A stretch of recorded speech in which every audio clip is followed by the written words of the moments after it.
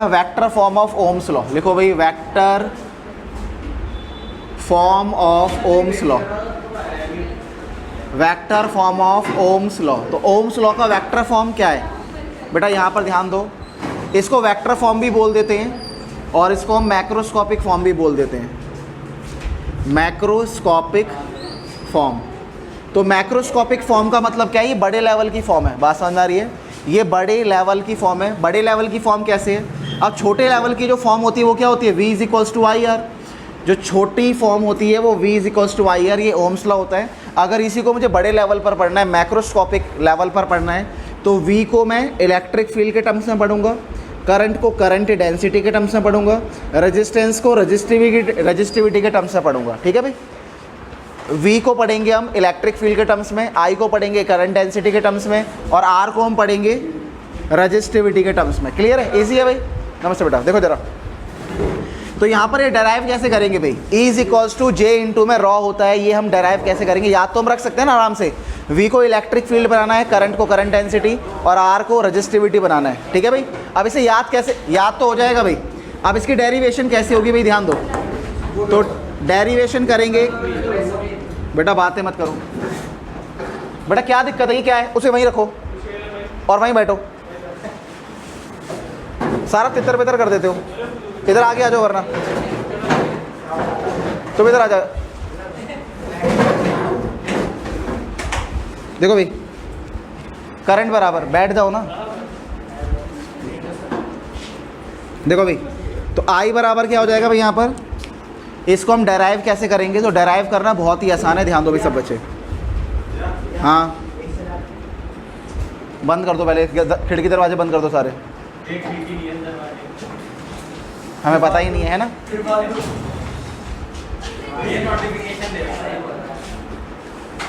ये दरवाजा बंद है बेटा, आदर्श। डेरिवेशन बेटा, शांत। हाँ भाई प्रेम, इधर ध्यान दो। डेरिवेशन, तो I बराबर क्या होगा, इसको शुरू करते हैं डेरिवेशन को। I इज इक्वल्स टू वीना से, वीना बताया था भाई, इसको वीना से याद कर सकते हैं, या NEAVD करके याद कर सकते हैं। ठीक है भाई, अब अगर मैं दोनों तरफ A से डिवाइड कर दूंगा, अब अगर मैं दोनों तरफ A से डिवाइड कर दूंगा तो A से ये A कट जाएगा, और I divided by A current density आ जाएगी, NEVD हमारे यहाँ बच जाएगा भाई, इस तरीके से। ठीक है भाई, अब मुझे क्या चाहिए, मुझे इलेक्ट्रिक फील्ड चाहिए और ये चाहिए, ये तो आ चुका है ना भाई, इलेक्ट्रिक फील्ड चाहिए। तो मैं ड्रिफ्ट वेलोसिटी की वैल्यू पुट कर देता हूँ, तो NE। अब मुझे पता है भाई VD की वैल्यू क्या होती है, VD की वैल्यू होती है EE टाउ बाय M। ठीक है भाई, यही होती है भाई। चलो अब ये वैल्यू मैं पुट कर देता हूँ मैं यहाँ पर, तो ये आ जाएगा EE टाउ बाय M। अब ये मल्टीप्लाई होगा, E और E मल्टीप्लाई होगा, तो आ जाएगा NE का स्क्वायर आ जाएगा। ठीक है भाई, और टाउ को साथ जोड़ लेते हैं और M को नीचे ले आते हैं। यहाँ पर आ गया हमारा E, क्लियर है, यहाँ पर आ गया हमारा J, तो मेरा J भी आ गया, E भी आ गया। ठीक है भाई, तो मेरा J आ चुका है, E आ चुका है, अब मुझे रजिस्टिविटी लेकर आना है। क्लियर है, ये वाली फॉर्म अगर मुझे लिखनी है तो ये वाली फॉर्म कैसे लिखी जाएगी, इलेक्ट्रिक फील्ड को अकेला छोड़ दो, बाकी सारे सामान को उठाकर इधर ले आओ। ठीक है, तो इलेक्ट्रिक फील्ड को मैं वहीं छोड़ देता हूँ जहाँ पर है, यहाँ पर ऊपर। ठीक है, सही है, तो इलेक्ट्रिक फील्ड को मैंने यहीं छोड़ दिया। ठीक है भाई, और ये सारा सामान उधर ले गया, तो यहाँ पर आ जाएगा भाई हमारा M डिवाइडेड बाय M, ऊपर आ जाएगा इधर आकर। ठीक है, NE स्क्वायर नीचे, टाउ नीचे आ जाएगा इस तरीके से, और यहाँ पर बचेगी हमारी भाई, यहाँ पर आएगा हमारा J। अब ये वैल्यू किसके बराबर होती है, ये वैल्यू रजिस्टिविटी यानी रॉ के बराबर होती है। Very good. ठीक है भाई, तो हमें भाई कि रजिस्टिविटी बराबर होती है M divided by NE square tau. ठीक है, मैंने तुम लोगों को एक ट्रिक बताई थी, देखो मैंने तुम लोगों को एक ट्रिक बताई थी, वो ट्रिक क्या थी भाई, रेजिस्टेंस का फॉर्मूला होता है माल नेता, याद है तुम लोगों को, रेजिस्टेंस का फॉर्मूला होता है माल नेता करके। ठीक है भाई, अगर मैं इसमें से L हटा दूं और इसमें से A हटा दूं तो ये जो फॉर्मूला है वो किसका बन जाएगा, रेजिस्टिविटी का बन जाएगा। अगर मैं L और A हटा दूंगा तो ये फॉर्मूला किसका बन जाएगा, रेजिस्टिविटी का बन जाएगा। हाँ देख लो, लिख लो पहले। ठीक है भाई, चलो देखो जरा, तो यहाँ पर E बराबर क्या आ गया, ये पूरा फॉर्मूला बन गया रेजिस्टिविटी का, ये आ गया J। क्लियर है नहीं क्लियर है, तो ये हमारा फाइनली ओम्स लॉ को हमने प्रूफ कर दिया। ये कौन सा ओम्स लॉ है, ये ओम्स लॉ की वेक्टर फॉर्म है या मैक्रोस्कोपिक फॉर्म है। इसको वेक्टर में कैसे लिखा जाएगा भाई, अरे खोल दो बेटा, बाहर कोई है, वेक्टर फॉर्म। ठीक है भाई, तो इसको वेक्टर में कैसे लिखा जाएगा, मुझे पता है इलेक्ट्रिक फील्ड वेक्टर क्वांटिटी है, रॉ को छोड़कर जे भी क्या है भाई, वेक्टर क्वांटिटी है, तो ये वेक्टर क्वांटिटी है, वेक्टर फॉर्म में लिख लिया। क्लियर है नहीं क्लियर है? अच्छा, इसको एक तरीके से और लिख सकते हैं। अब जैसा कि हम जानते हैं, ध्यान दो भाई, मैं जे को इधर ही छोड़ देता हूँ, रॉ को इधर ले आता हूँ, तो जे बराबर आ जाएगा 1/ρ इंटू में इलेक्ट्रिक फील्ड। क्लियर है? और मुझे पता है भाई, मुझे पता है कि 1/ρ यानी 1 रजिस्टिविटी, या रजिस्टिविटी का जो रेसिप्रोकल होता है वो क्या होती है, कंडक्टिविटी होती है। तो जे बराबर आ जाएगा यहाँ पर 1/ρ यानी कंडक्टिविटी आ जाएगी, ये आ गया इस तरीके से। ठीक है भाई? तो एग्जाम में क्वेश्चन अलग अलग तरीके से आता है भाई, एग्जाम में क्वेश्चन अलग अलग तरीके से आ सकता है। क्वेश्चन इस तरीके से भी आ सकता है भाई, find relation between electric field J and raw. ठीक है भाई? या फिर आ सकता है इस तरीके से, find relation between electric field J and conductivity. ठीक है भाई? Electric field current density and resistivity, या electric field current density and conductivity. यहाँ पर इसका मतलब क्या है भाई, इसका मतलब है कंडक्टिविटी। कंडक्टिविटी रेजिस्टिविटी का रेसिप्रोकल होती है, याद रखना। क्लियर है नहीं क्लियर है? इसको फटाफट छाप लो। स्कोपिक फॉर्म हो गई। आगे देखो जरा, आगे लिखो भाई, टेम्परेचर डिपेंडेंस ऑफ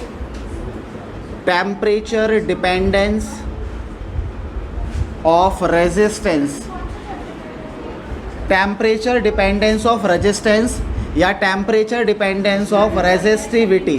ठीक है भाई? तो टेम्परेचर डिपेंडेंस ऑफ रेजिस्टेंस या फिर टेम्परेचर डिपेंडेंस ऑफ रेजिस्टिविटी, इसका मतलब क्या है वो जरा समझ लो। ठीक है भाई? यानी रेजिस्टेंस और रेजिस्टिविटी किस तरीके से टेम्परेचर पर डिपेंड करती है। अगर हम टेम्परेचर को चेंज करेंगे तो रेजिस्टेंस बदल जाता है, और रेजिस्टिविटी बदल जाती है, रेजिस्टिविटी भी बदल जाती है। ये सारी बातें मैं तुम्हें पढ़ाता हुआ आ रहा हूँ, बात समझ में आ रही है? ठीक है भाई? मैंने क्या बताया था भाई, सब इसको अलग अलग करके पढ़ेंगे भाई। पहले हम पढ़ेंगे मेटल के लिए। ठीक है भाई? पहले हम पढ़ लेंगे मेटल के लिए। अब मुझे पता है भाई, टेम्परेचर बढ़ाने पर क्या होता है, टेम्परेचर बढ़ाने पर नंबर ऑफ़ कोल्यूशन बढ़ जाते हैं। टेम्परेचर बढ़ाने पर नंबर ऑफ़ कोल्यूशन बढ़ जाते हैं पर सेकंड। टेम्परेचर बढ़ाने पर नंबर ऑफ़ कोल्यूशन पर सेकंड बढ़ जाते हैं। नंबर ऑफ़ कोल्यूशन पर सेकंड बढ़ने से रिलैक्सेशन टाइम क्या होता है, घट जाता है। ठीक है भाई? और रिलैक्सेशन टाइम जब घट जाएगा, बात समझ में आ रही है, तो ऐसे में क्या होगा, रेजिस्टेंस बढ़ जाएगा। क्योंकि रेजिस्टेंस का फॉर्मूला क्या होता है, रेजिस्टेंस का फॉर्मूला होता है माल लेता। अरे पता ही नहीं, पता ये बात, रेजिस्टेंस का फॉर्मूला होगा माल डिवाइडेड बाय नेता। ठीक है भाई? माल नेता, इस तरीके से। अब मुझे पता है जो टाउ है वो इन्वर्सली प्रोपोर्शनल है ना भाई, तो टाउ घटेगा तो रेजिस्टेंस क्या होगा भाई, बढ़ जाएगा। क्लियर है नहीं क्लियर है? तो मेटल के लिए तो यही होता है, मेटल के लिए तो यही होगा, टाउ घटेगा तो ये बढ़ेगा। यानी हम कह सकते हैं टेम्परेचर बढ़ाने पे रेजिस्टेंस जो होता है वो बढ़ जाता है। टेम्परेचर अगर हम बढ़ाएंगे तो रेजिस्टेंस क्या होगा, इंक्रीज़ कर जाएगा। और अगर इसका ग्राफ मैं अगर ड्रॉ करूँ, अगर मैं रेजिस्टेंस और रेजिस्टिविटी का ग्राफ, अगर मैं रेजिस्टेंस या फिर रेजिस्टिविटी का ग्राफ टेम्परेचर के साथ ड्रॉ करता हूँ, ठीक है भाई, केल्विन, टेम्परेचर चाहे केल्विन में हो चाहे डिग्री सेल्सियस में, तो ग्राफ कैसा रहता है भाई, ग्राफ ऐसा रहेगा। क्लियर है? यानी कहने का मतलब टेम्परेचर बढ़ाने पे रेजिस्टिविटी या रेजिस्टेंस दोनों क्या होंगे, इंक्रीज़ होंगे। अगर रेजिस्टेंस बढ़ रहा है तो रेजिस्टिविटी भी क्या होगी, इंक्रीज़ होगी। क्योंकि रेजिस्टिविटी का फॉर्मूला भी यही होता है, एल और ए हटा दो मान लेता मैं से, ये आ गया रेजिस्टिविटी का फॉर्मूला। क्लियर है नहीं क्लियर है? याद रहेगा ये। ठीक है भाई? तो टेम्परेचर बढ़ाने पे रेजिस्टिविटी या रेजिस्टेंस दोनों बढ़ते हैं। ग्राफ ऐसे बनेगा, याद रखना इंपॉर्टेंट है। ठीक है भाई? अगर ये ग्राफ बना हुआ आ जाए तो अगर तुमसे पूछ ले कि ये सब्सटेंस का नेचर कैसा है, मेटालिक है, नॉन मेटालिक है, सेमीकंडक्टर है या ये एलॉय है, तो तुम क्या बोलोगे, मेटालिक है। क्लियर है नहीं क्लियर है? चलो भाई आगे चलते हैं।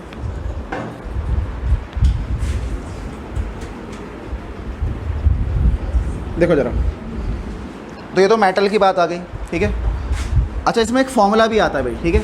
अब यहाँ पर एक फॉर्मूला भी आता है, वो फॉर्मूला हमें ये बताता है कि अगर मैं टेम्परेचर को इतने से इतना बढ़ा दूंगा तो रेजिस्टेंस इतने से इतना बढ़ जाएगा। तो फॉर्मूला क्या है भाई यहाँ पर, तो फॉर्मूला यहाँ पर R T is equals to R naught 1 plus alpha delta T. Clear है? यहाँ पर आर टी का मतलब क्या है, आर टी का मतलब है रेजिस्टेंस एट, रेजिस्टेंस सही लिखा है मैंने, रेजिस्टेंस गलत लिखा है, resistance at T degree Celsius, और आर ओ का मतलब है रेजिस्टेंस एट 0 डिग्री सेल्सियस। ठीक है? अल्फ़ा का मतलब है टेम्परेचर कॉफिशिएंट, अल्फ़ा का मतलब है temperature coefficient of resistance, temperature coefficient of resistance, और डेल्टा टी का मतलब है यहाँ पर चेंज इन टेम्परेचर। ठीक है भाई? ये बात याद रखना। चेंज इन टेम्परेचर कैसे निकालते हैं, फाइनल टेम्परेचर में से इनिशियल टेम्परेचर को माइनस कर दो, ये चेंज इन टेम्परेचर आ जाएगा। ठीक है भाई? अच्छा आगे देखो जरा, तो ये फॉर्मूला समझ में आ गया भाई, फॉर्मूला क्या है। अच्छा, इस फॉर्मूले से हम थोड़ा सा आगे चलते हैं कि आर टी बराबर आर नॉट है, आर नॉट को 1 से मल्टीप्लाई कर दो, इससे भी मल्टीप्लाई कर दो, आर नॉट को 1 से मल्टीप्लाई करेंगे तो ये आर नॉट आ जाएगा, प्लस आर नॉट को इस पूरी वैल्यू से मल्टीप्लाई करेंगे तो R naught alpha delta T आ जाएगा। मुझे अल्फ़ा की वैल्यू चाहिए, मुझे अल्फ़ा को डिफाइन करना है, तो अल्फ़ा की वैल्यू चाहिए। आर नॉट को इधर ले आओ, ठीक है भाई। तो R T minus R naught आ जाएगा बराबर R naught alpha delta T आ जाएगा। इस आर नॉट को और डेल्टा टी को इसके नीचे ले आओ, तो ये आ जाएगा R T minus R naught divided by R naught और डेल्टा टी नीचे आ जाएंगे, ठीक है भाई।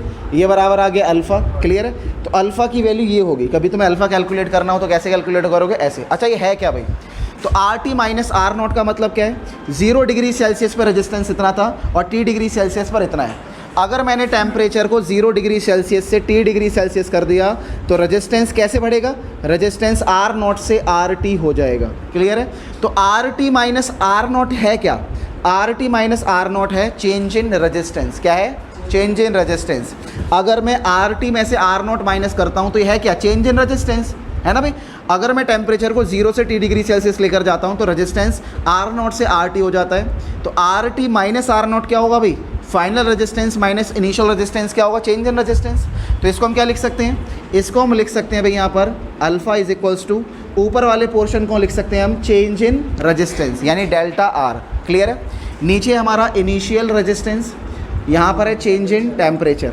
अगर अल्फ़ा को डिफ़ाइन करने के लिए बोला जाए तो अल्फ़ा को डिफ़ाइन कैसे करोगे, तो अल्फ़ा की डेफिनेशन होगी alpha is defined as the change in resistance per unit initial resistance per degree change in temperature, per degree change in temperature. दोबारा बोल देता हूँ, alpha is defined as the change in resistance per unit initial resistance per degree change in temperature.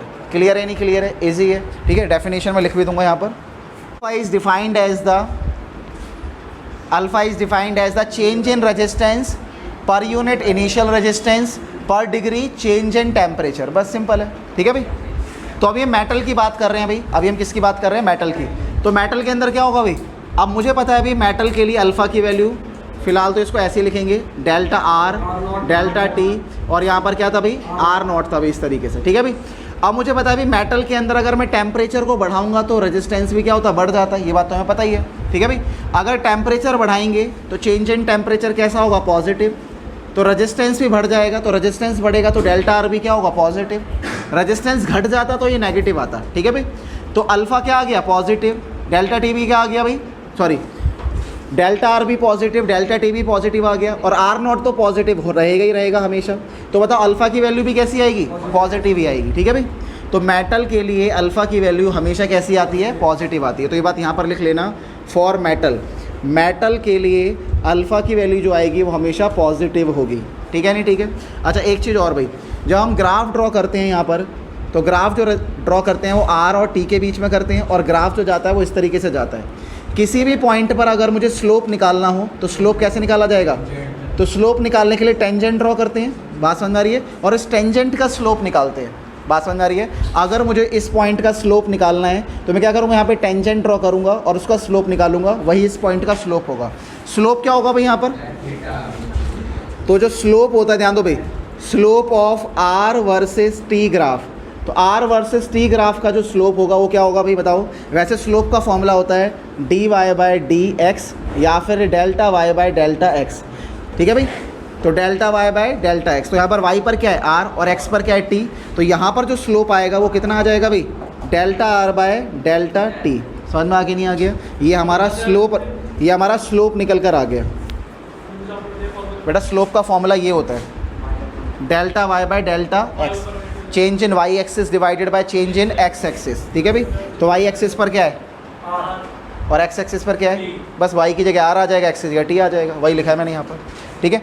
अब ध्यान दो भाई, अगर मैं क्या करूँ, अगर मैं स्लोप को आर नॉट से डिवाइड कर दूँ तो ये क्या आ जाएगा, अल्फ़ा नहीं आ जाएगा, बात समझ में आ रही है। अगर मैं क्या करूँ, अगर मैं इसको आर नॉट से डिवाइड कर दूँ, ठीक है भाई, यहाँ पे अगर मैं इसको आर नॉट से डिवाइड कर दूँ और इसको भी आर नॉट से डिवाइड कर दूँ, ठीक है, तो एम बाय आर नॉट यानी slope divided by R naught बराबर आ जाएगा delta R divided by R naught delta T. ये पूरा क्या बन जाएगा, अल्फ़ा। तो ये तो अल्फ़ा बन गया पूरा का पूरा, ठीक है भाई। यानी अल्फ़ा बराबर हो गया हमारा slope divided by R naught, ठीक है भाई। तो जो भी इस ग्राफ का स्लोप होगा, अगर मैं उसको इनिशियल रेजिस्टेंस से डिवाइड कर दूंगा तो अल्फ़ा आ जाता है, ठीक है। ये भी याद रख सकते हो ऐसे। चलो अभी आगे चलते हैं। अब जो फॉर्मूला मैंने रेजिस्टेंस के लिए लिखा है, सुनो, जो फॉर्मूला मैंने रेजिस्टेंस के लिए लिखा है मैं रेजिस्टिविटी के लिए भी लिख सकता हूँ, ठीक है भाई। Same for resistivity, same for resistivity, तो रेजिस्टिविटी के लिए सेम फॉर्मूला आएगा रॉ नॉट रॉ टी, ठीक है भाई, सॉरी रॉ टी आ जाएगा, रॉ नॉट, यहाँ पर रॉ नॉट आ जाएगा, यहाँ 1 आ गया, अल्फ़ा आ गया, डेल्टा टी आ गया, क्लियर है भाई। तो यहाँ पर सब कुछ वही है भाई। रॉ टी का मतलब क्या है, resistivity at resistivity at T degree Celsius, resistivity at 0 degree Celsius, temperature coefficient of resistivity, ये चेंज इन टेम्परेचर, ये सारी चीज़ें यहाँ पर लिख लेना भाई। क्लियर है नहीं क्लियर है? अब आगे आ जाओ भाई। अब दूसरा हम बात करेंगे फॉर एलॉय, ठीक है भाई। अब हम बात करेंगे एलॉय के लिए, ठीक है। एलॉय हमारे क्या होते हैं, एलॉय हमारे दो मेटल के मिक्सचर होते हैं। ऐसे दो मेटल जिनकी रेडियस आपस में बराबर होती है, लगभग सेम होती है। ऐसे दो मेटल जिनकी रेडियस आपस में सिमिलर हैं, उनको आपस में जब मिक्स किया जाता है एक फिक्स प्रोपोर्शन में, तो उससे क्या बनता है, एलॉय बनते हैं। ऐसे मेटल्स जिनका साइज़ लगभग सिमिलर है, उनको एक फिक्स प्रोपोर्शन के अंदर मिला देंगे, ठीक है, तो क्या बन जाएगा, एलॉय बन जाएगा। समझ में आगे नहीं आ गया? अगर फिक्स प्रोपोर्शन में नहीं भी मिलाओगे तब भी एलॉय बन जाता है। क्लियर है नहीं क्लियर है? तो एलॉय एक तरह का मिक्सचर होता है मेटल्स का, ठीक है।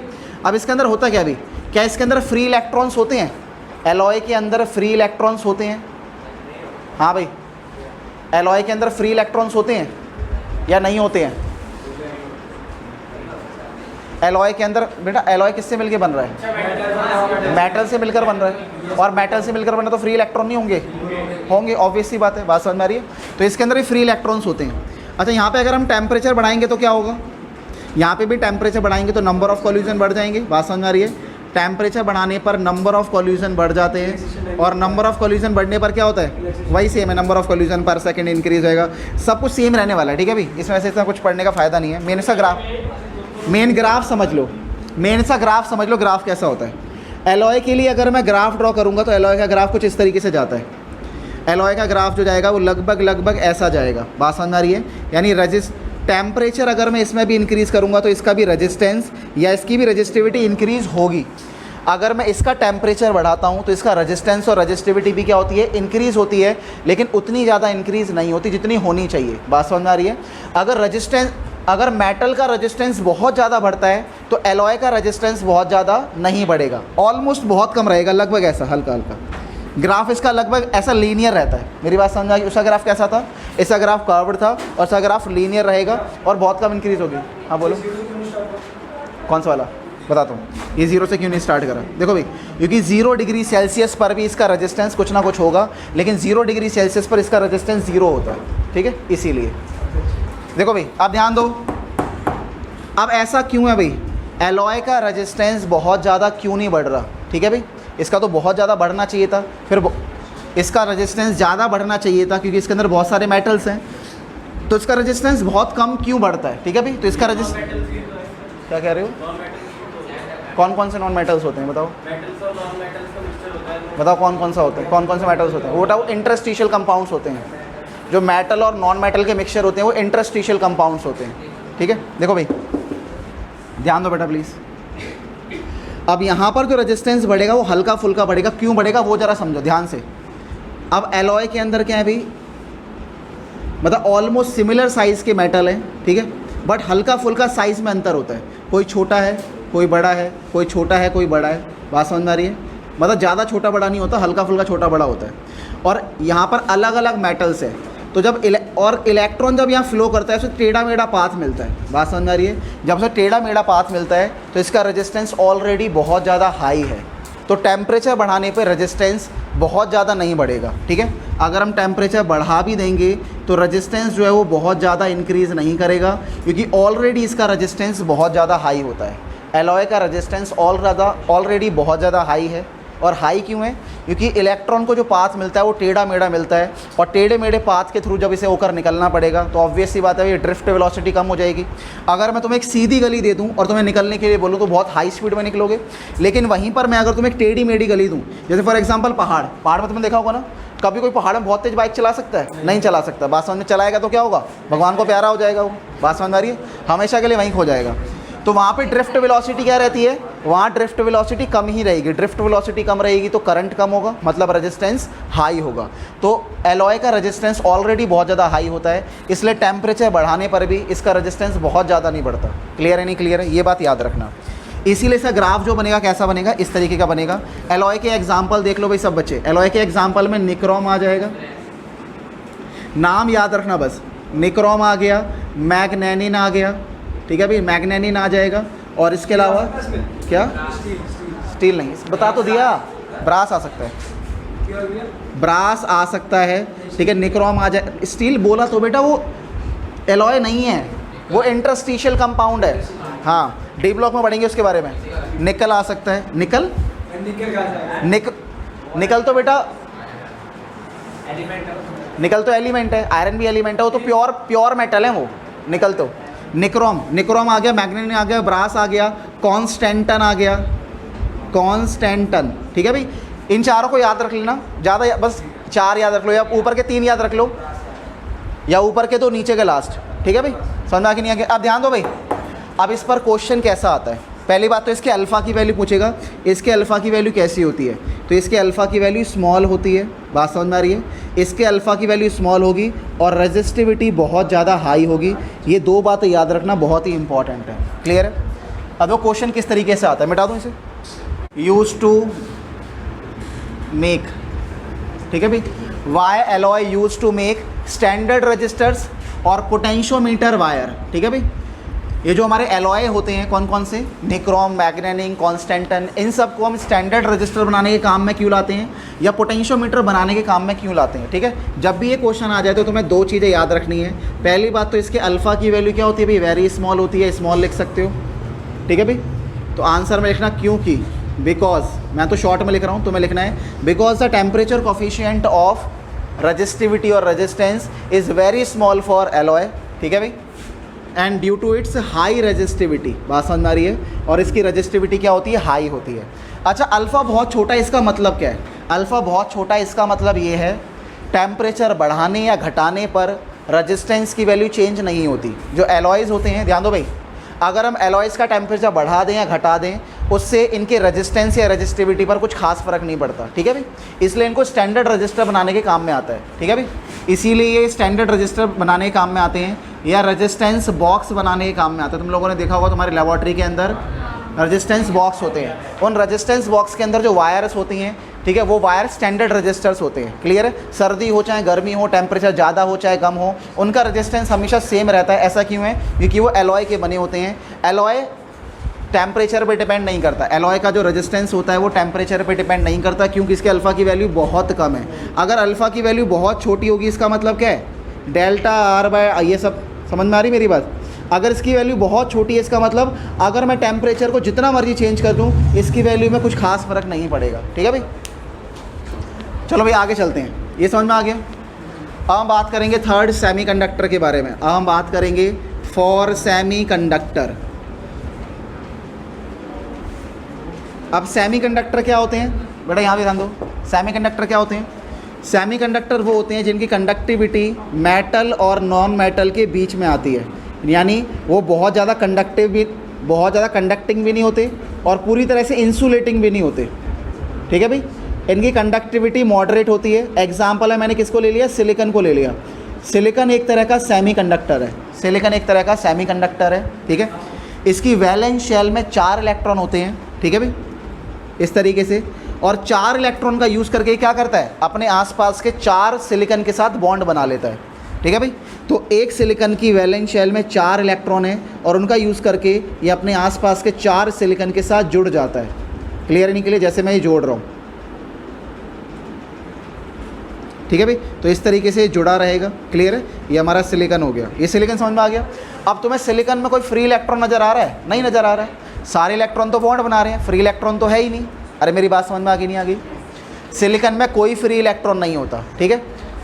बट रूम टेम्परेचर पे क्या है, रूम टेम्परेचर पे थोड़ी बहुत एनर्जी एब्जॉर्ब करके 1-2 इलेक्ट्रॉन फ्री हो जाते हैं, ठीक है नहीं, ठीक है। तो इसके अंदर बहुत ही कम फ्री इलेक्ट्रॉन्स मिलेंगे तुम्हें। तो जब हम टेम्परेचर बढ़ाएंगे, ध्यान दो भाई, इनिशियली इसकी रजिस्टिविटी बहुत कम होती है, सॉरी हाई होती है।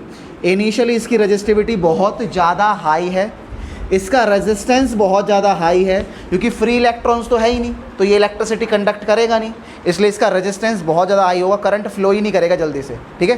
तो रेजिस्टेंस और रेजिस्टिविटी बहुत ज़्यादा हाई होती है। लेकिन जैसे ही मैं टेम्परेचर को इंक्रीज़ करता हूँ, टेम्परेचर इंक्रीज़ करने से क्या होगा, जो इलेक्ट्रॉन फ्री नहीं थे वो इलेक्ट्रॉन फ्री हो जाते हैं। बात समझ में आ रही है। तो यहाँ पर हम बोलेंगे भाई number of free electron increases, जो नंबर ऑफ फ्री इलेक्ट्रॉन्स है वो क्या कर जाएंगे, इंक्रीज़ कर जाएंगे। और जब number of free electrons increase करेंगे तो क्या होगा, करंट भी इंक्रीज़ कर जाएगा, और जब करंट इंक्रीज़ कर जाएगा मतलब रेजिस्टेंस घट जाएगा और रेजिस्टिविटी भी घट जाएगी। मेरी बात समझ में आ रही है। तो टेम्परेचर बढ़ाने पर क्या हुआ, फ्री इलेक्ट्रॉन बढ़ गए, फ्री इलेक्ट्रॉन बढ़ने से करंट बढ़ गया, और करंट बढ़ने से क्या हुआ, इनका रेजिस्टेंस और रेजिस्टिविटी घट जाते हैं। बात समझ में आ रही है। और रेजिस्टेंस और रेजिस्टिविटी घट जाएंगे तो बताओ अल्फ़ा की वैल्यू क्या आएगी, अल्फ़ा की वैल्यू नेगेटिव आएगी। क्यों, देखो ज़रा, सिंपल है, क्योंकि अल्फ़ा बराबर हमारा क्या है, अल्फ़ा बराबर है delta R divided by delta T, नीचे हमारा आर नॉट है। अगर मैं टेम्परेचर को बढ़ा रहा हूँ इसका मतलब ये टेम्परेचर पॉजिटिव है, बढ़ा रहा हूँ तो पॉजिटिव है। रेजिस्टेंस घट गया, डेल्टा आर कैसा है, नेगेटिव है, ये तो पॉजिटिव ही होगा। पॉजिटिव डिवाइडेड बाय नेगेटिव क्या आएगा भाई, या नेगेटिव बाय पॉजिटिव, नेगेटिव ही आएगा। तो सेमी कंडक्टर्स के लिए अल्फ़ा की वैल्यू कैसी आती है, नेगेटिव आती है, बात याद रखना, ठीक है। ये मिटा दो यहाँ से। अच्छा, मेटल के लिए और एलॉय के लिए हम कौन सा फॉर्मूला फॉलो करते हैं, जो अभी थोड़ी देर पहले यहाँ पर लिखा था। लेकिन अगर ये आ जाए तो इसके लिए कौन सा फॉर्मूला फॉलो करोगे बेटा, बातें नहीं। सेमी कंडक्टर के लिए हम ये वाला फॉर्मूला फॉलो करते हैं अभी, ठीक है भाई। सेमी कंडक्टर के लिए हम ये वाला फॉर्मूला फॉलो करेंगे, rho T is equals to rho naught E की पावर माइनस, ठीक है भाई, ई की power minus E divided by K B T, ठीक है, कुछ ऐसा आ जाएगा। क्लियर है, नहीं क्लियर है, इसको ई बी कर देना। ये रॉ टी का मतलब पता है, resistance at T degree Celsius, resistance at 0 degree Celsius. E का मतलब यहाँ पर एक्सपोनेंट है, ई का मतलब क्या है यहाँ पर, एक्सपोनेंट है, इसकी वैल्यू 2.23 होती है। ई बी का मतलब क्या है भाई यहाँ पर, ई बी का मतलब बताता हूँ, ई बी का मतलब है forbidden energy gap, forbidden energy gap. ये एग्ज़ाम में आएगा नहीं, बस बता रहा हूँ नॉलेज के लिए, ठीक है, एग्ज़ाम में नहीं आएगा भैया। इसे बोलते हैं forbidden energy gap. Forbidden energy gap का मतलब होता है इस इलेक्ट्रॉन को यहाँ से आज़ाद करने के लिए जितनी एनर्जी चाहिए उसको हम क्या बोलते हैं, फॉरबिडन एनर्जी गैप। अगर मैं इस इलेक्ट्रॉन को इस कोवलेंट बॉन्ड को तोड़कर इस इलेक्ट्रॉन को यहाँ लाना चाहता हूँ, फ्री करना चाहता हूँ, ठीक है, तो इसको जो एनर्जी देनी पड़ेगी उसे हम क्या बोलेंगे, फॉरबिडन एनर्जी गैप, ठीक है भाई, इस तरीके से। तो ये चीज़ याद रखना। चलो, इसके अलावा के बी टी का मतलब क्या भाई, के बी का मतलब है यहाँ पर बोल्ट्जमैन कांस्टेंट, ये सुना होगा शायद तुम लोगों ने, बोल्ट्जमैन कांस्टेंट, इसको हम बोल्ट्जमैन कांस्टेंट बोलते हैं, याद रखना। इसकी जो वैल्यू होती है बराबर होती है R divided by N A.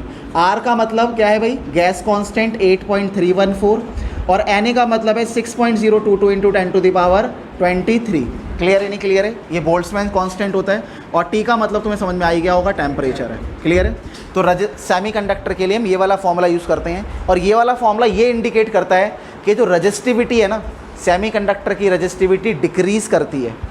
Semi conductor की रजिस्टिविटी क्या कर रही है, टेम्परेचर बढ़ाने पर डिक्रीज़ हो रही है। और कैसे डिक्रीज़ हो रही है, एक्सपोनेंशियली डिक्रीज़ हो रही है। कैसे डिक्रीज़ हो रही है, एक्सपोनेंशियली डिक्रीज़ हो रही है।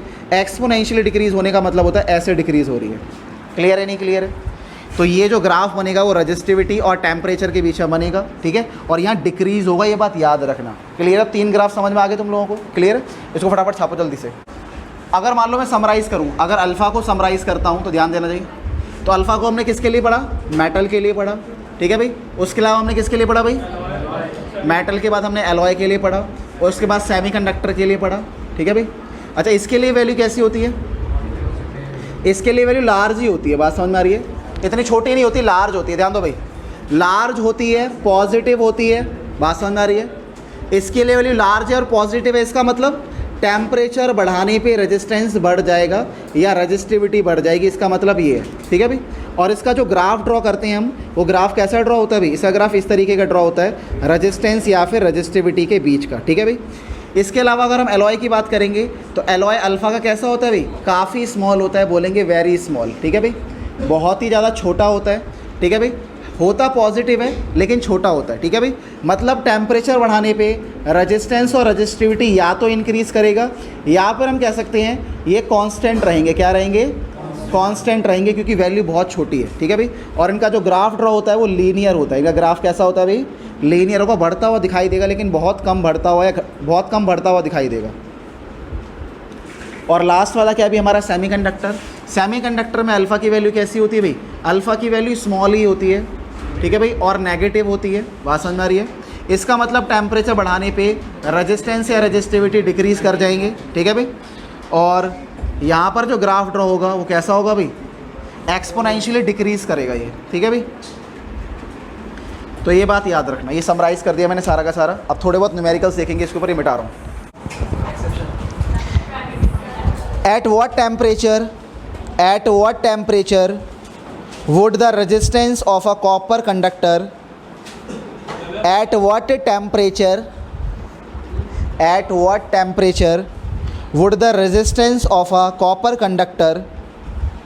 would the resistance of a copper conductor be double its resistance?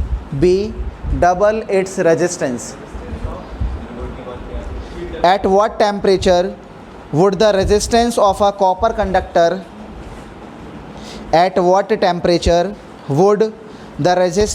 a copper conductor be double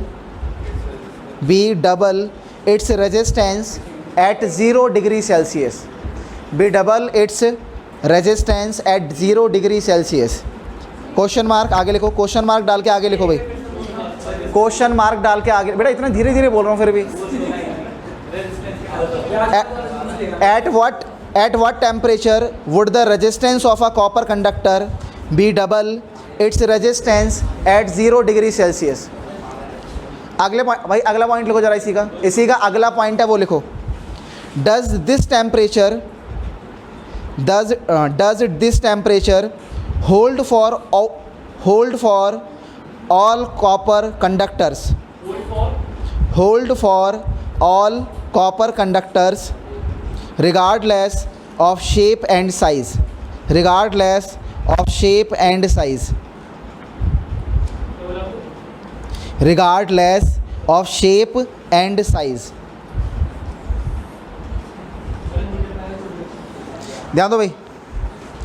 तो क्वेश्चन क्या कह रहा है भाई? ये क्वेश्चन ही कह रहा है किस टेम्परेचर पे, सुन लो भाई, ये कह रहा है किस टेम्परेचर पे कॉपर वायर का रेजिस्टेंस डबल हो जाएगा जो भी 0 डिग्री सेल्सियस पर था। बात समझ में आ रही? मान लेते हैं 0 डिग्री सेल्सियस पर रेजिस्टेंस कुछ ना कुछ होगा। अब वो पूछ रहा है किस टेम्परेचर पे, जो टेम्परेचर है वो किस टेम्परेचर पे रेजिस्टेंस डबल हो जाएगा। क्लियर है? तो देखो भाई, तो लेट कर लेते हैं भाई, यहाँ पर ध्यान दो भाई सब बच्चे, लेट कर लो। At 0 degree Celsius, 0 degree Celsius पर जो रेजिस्टेंस है वो कितना है भाई? At 0 degree Celsius R naught को हमने कितना मान लिया? आर मान लिया। 0 डिग्री सेल्सियस पर यही होता है ना भाई रेजिस्टेंस। अच्छा, और मान लेते हैं eight T degree Celsius, T degree Celsius पर जो रेजिस्टेंस है वो डबल हो गया जो 0 डिग्री सेल्सियस पर था। तो यही वो टेम्परेचर हमने ऐसा मान लिया, ठीक है भाई। तो अब हमें पता करना है ये टी की वैल्यू है क्या, ये टेम्परेचर है क्या। अल्फ़ा की वैल्यू दे रखी है तो मैं नहीं दे रखी है? अल्फ़ा की वैल्यू गिवन है या नहीं गिवन है? अल्फ़ा की वैल्यू गिवन है, लिखो अल्फ़ा फॉर कॉपर, लिख लो given alpha for copper, given alpha for copper is equals to 3.9 multiply 10 to the power minus 3 per degree Celsius. मैं तुम्हें ये बताना भूल गया, अल्फ़ा की जो यूनिट होगी वो पर डिग्री सेल्सियस होगी। कैसे? अल्फ़ा बराबर होता है delta R by delta T, और यहाँ पर आर नॉट आ जाएगा। इसकी यूनिट से इसकी यूनिट कट जाएगी, रेजिस्टेंस की यूनिट से रेजिस्टेंस की यूनिट कट गई, तो टेम्परेचर की यूनिट बची, ठीक है भाई। तो अल्फ़ा की जो यूनिट होगी वो टेम्परेचर की यूनिट का रेसिप्रोकल होगी, यानी पर केल्विन या पर डिग्री सेल्सियस। इसे याद रखना, ये यूनिट है अल्फ़ा की, ठीक है। चलो भाई आगे चलते हैं, ध्यान दो भाई। अब अल्फ़ा की वैल्यू कितनी है? 3.9 into 10 to the power minus 3, यही है भाई। चलो आगे चलते हैं, फॉर्मूला पुट कर दो। अल्फ़ा बराबर आ जाएगा R T minus R naught divided by R naught delta T को हम लिख सकते हैं टी माइनस 0, है ना भाई। Final temperature T degree Celsius है, इनिशियल टेम्परेचर 0 डिग्री सेल्सियस है, फाइनल माइनस इनिशियल कर देंगे। चलो इसकी वैल्यू है 2R और इसकी वैल्यू है R। आर नॉट की वैल्यू R है, T की जगह T आ जाएगा, जो कटे उसे काट लो। 2R में से R गया तो R बच जाएगा, ठीक है। नीचे R बचेगा, यहाँ पे T है, तो ये कट गया सारा का सारा। तो अल्फ़ा बराबर 1/t आ गया, अल्फ़ा बराबर आ गया 1/t, तो t बराबर आ जाएगा 1/अल्फ़ा, और अल्फ़ा की वैल्यू हमारी 3.9 इंटू 10⁻³ बात समझ में आ रही है, डिग्री सेल्सियस। सॉल्व कर लेना इसको, आंसर आ जाएगा। क्लियर है नहीं क्लियर है? या फिर सिंपल देखो ज़रा, ये 10⁻³ ऊपर आकर 10⁻+3 हो जाएगा, यानी ऊपर आ गया 1000/3.9, ये पॉइंट हटाओगे तो एक जीरो और आ जाएगा, यानी 10,000/39 को सॉल्व करो, तुम्हारा आंसर आ जाएगा भाई डिग्री सेल्सियस में। सेकंड जो पार्ट था इसका, सेकंड पार्ट में क्या पूछा है? सेकंड पार्ट में वो पूछ रहा है कि कॉपर वायर की शेप और साइज़ को अगर मैं चेंज कर दूंगा तब भी क्या यही रहेगा रिजल्ट? अगर मान लो मैंने एक मोटी कॉपर वायर ली और एक पतली कॉपर वायर ली, क्या दोनों के लिए रिजल्ट यही रहेगा? तो क्या बोलोगे? हाँ यही रहेगा, क्योंकि अल्फ़ा की वैल्यू जो है वो शेप और साइज़ पे डिपेंड नहीं करती। तो ये बात लिख देना, as alpha does not depends on, as alpha does not depends on shape and size of wire. ठीक है भाई, ठीक है भाई। अल्फ़ा जो है वो किसी भी वायर की शेप या साइज़ पे डिपेंड नहीं करता। इसका मतलब वायर कैसी भी हो, मोटी हो, पतली हो, कैसी भी हो, सबके लिए रिजल्ट सेम रहेगा। क्लियर है नहीं क्लियर है? तो यहाँ लिख देना, hence it hold good for all copper wire, all copper wire, ये सभी कॉपर वायर के लिए सही है। ठीक है ना? ठीक है, इसको छापो। Question, the resistance of a platinum wire, the resistance of a platinum wire, the resistance of a platinum wire of a platinum resistance thermometer, the resistance of a platinum wire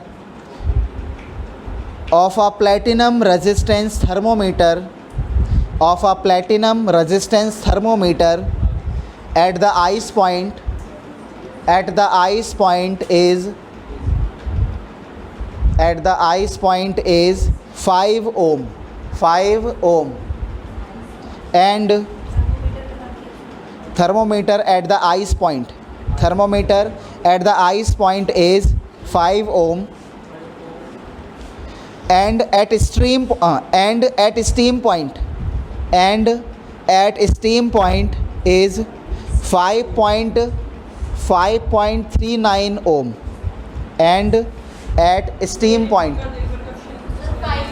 and at steam ohm, अरे तुम मेरे को,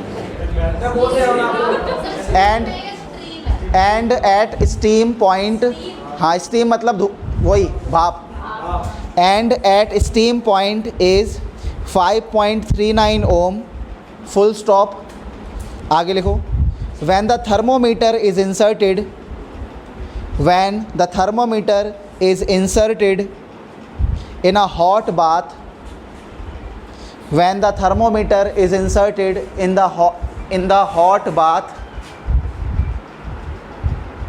in the hot bath, the resistance of the platinum wire, the resistance of the platinum wire is 5.975 ohm, 5.975 ohm, 5.975 ohm, full stop। आगे लिखो, calculate the temperature of the bath, calculate the temperature of the bath, calculate the temperature of the bath। तो हमें bath का temperature निकालना है भाई, क्या होगा? हाँ ध्यान दो भी सब बच्चे।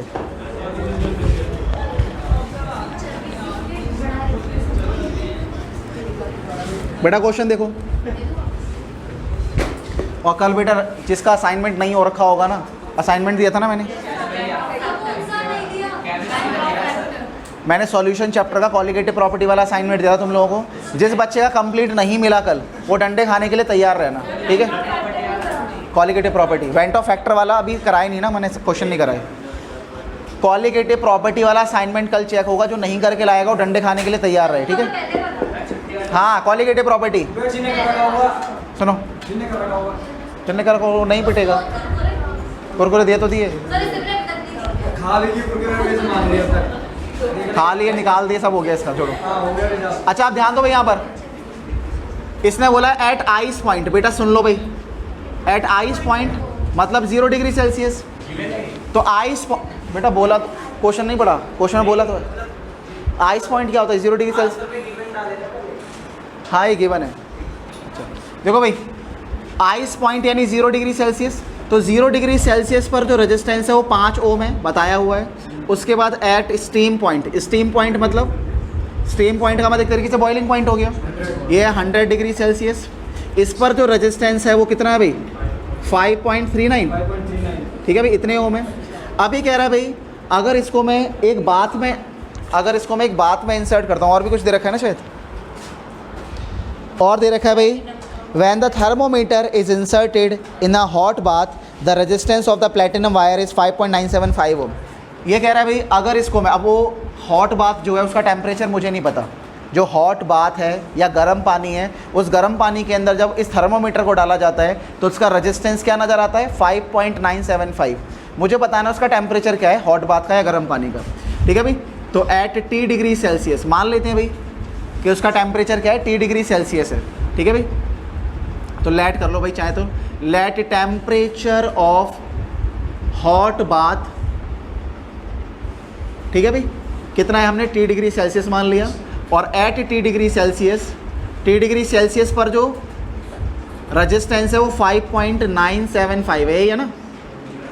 तो अब हमें क्या निकालना है? ये T निकालना है, बस हमें ये T निकालना है। ये T हम कैसे निकालेंगे? देखो, जब भी ऐसा क्वेश्चन आए कि तुम्हें 2 टेम्परेचर पे रेजिस्टेंस दे रखा हो और एक पर निकालना हो, तो ये हम क्या करते हैं? तो हम 2 केस बनाते हैं। ठीक है भाई, तो 2 केस कैसे बनाएंगे ये देखो जरा, ध्यान दो। अल्फ़ा की वैल्यू गिवन है, अल्फ़ा की वैल्यू लिख लो, अल्फ़ा की वैल्यू लिख लो, लिखो alpha for platinum, alpha for platinum लिख लो। नहीं गिवन, अरे नहीं गिवन, कट जाएगा, वो तो कट जाएगा ना। सुनो, अब मुझे पता है अल्फ़ा बराबर क्या होता है? अल्फ़ा बराबर होता है RT minus R0 divided by में R0 डेल्टा T, यानी कि T minus T1 minus T2, sorry T2 minus T1, ऐसे लिख सकते हैं। चलो अब मुझे बताओ, यहाँ पर जो फाइनल टेम्परेचर है वो कितना है? 100 डिग्री सेल्सियस। तो यहाँ पर 100 लिख लेंगे, क्लियर है? तो 100 डिग्री सेल्सियस पर रेजिस्टेंस कितना था अभी? 5.39। 0 डिग्री सेल्सियस पर 5 था, 0 डिग्री सेल्सियस पर 5 था।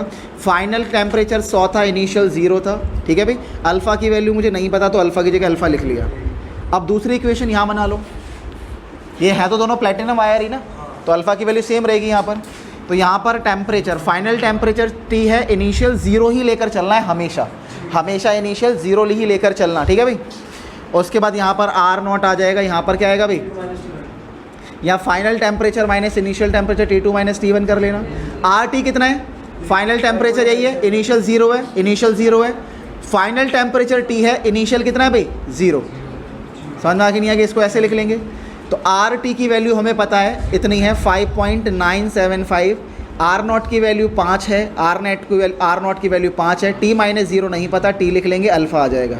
इसको हम इक्वेशन नंबर 1 बना लेंगे, इसको हम इक्वेशन नंबर 2 बना लेंगे, दोनों इक्वेशन को डिवाइड कर देंगे, आंसर आ जाएगा। बात समझ में आ रही है? या फिर ऐसा भी कर सकते हो, अल्फ़ा बराबर ये है और अल्फ़ा बराबर ये भी है, ये दोनों ही अल्फ़ा के बराबर है ना भाई, इसका मतलब ये दोनों भी बराबर होंगे। तो यहाँ लिख लेते हैं भाई इक्वेटिंग इक्वेशन 1 एंड 2। अगर मैं इक्वेशन नंबर 1 को और 2 को एक दूसरे के बराबर रख दूं, इक्वल रख दूं, तो क्या आएगा? आंसर समझ में आ गया होगा, चीज़ समझ में आ गया, सॉल्व करना शुरू कर दो बेटा, और आंसर बताओ क्या आ रहा है? कितना आ रहा है बेटा? 0.97।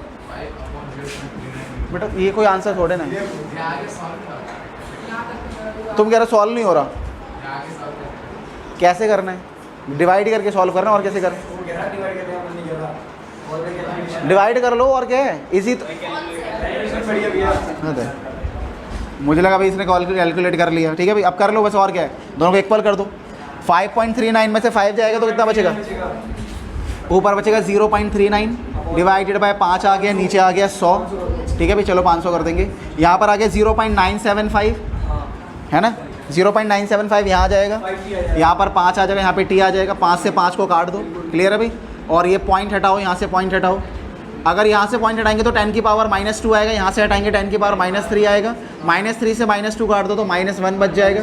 ठीक है भाई। अब 39 को इससे काटो, काट के दो, कट रहा है कुछ 13 से कट, ये 13 से कट के कितना आ जाएगा? 13 से कट रहा है, देखना 13 से कट रहा है, नहीं कट रहा, 13 से कट रहा है, 13 3 39, 13 पंजे कितना होता है? 13 5 से 95, 13 7 से 95 आ जाएगा, 75 95 है ना,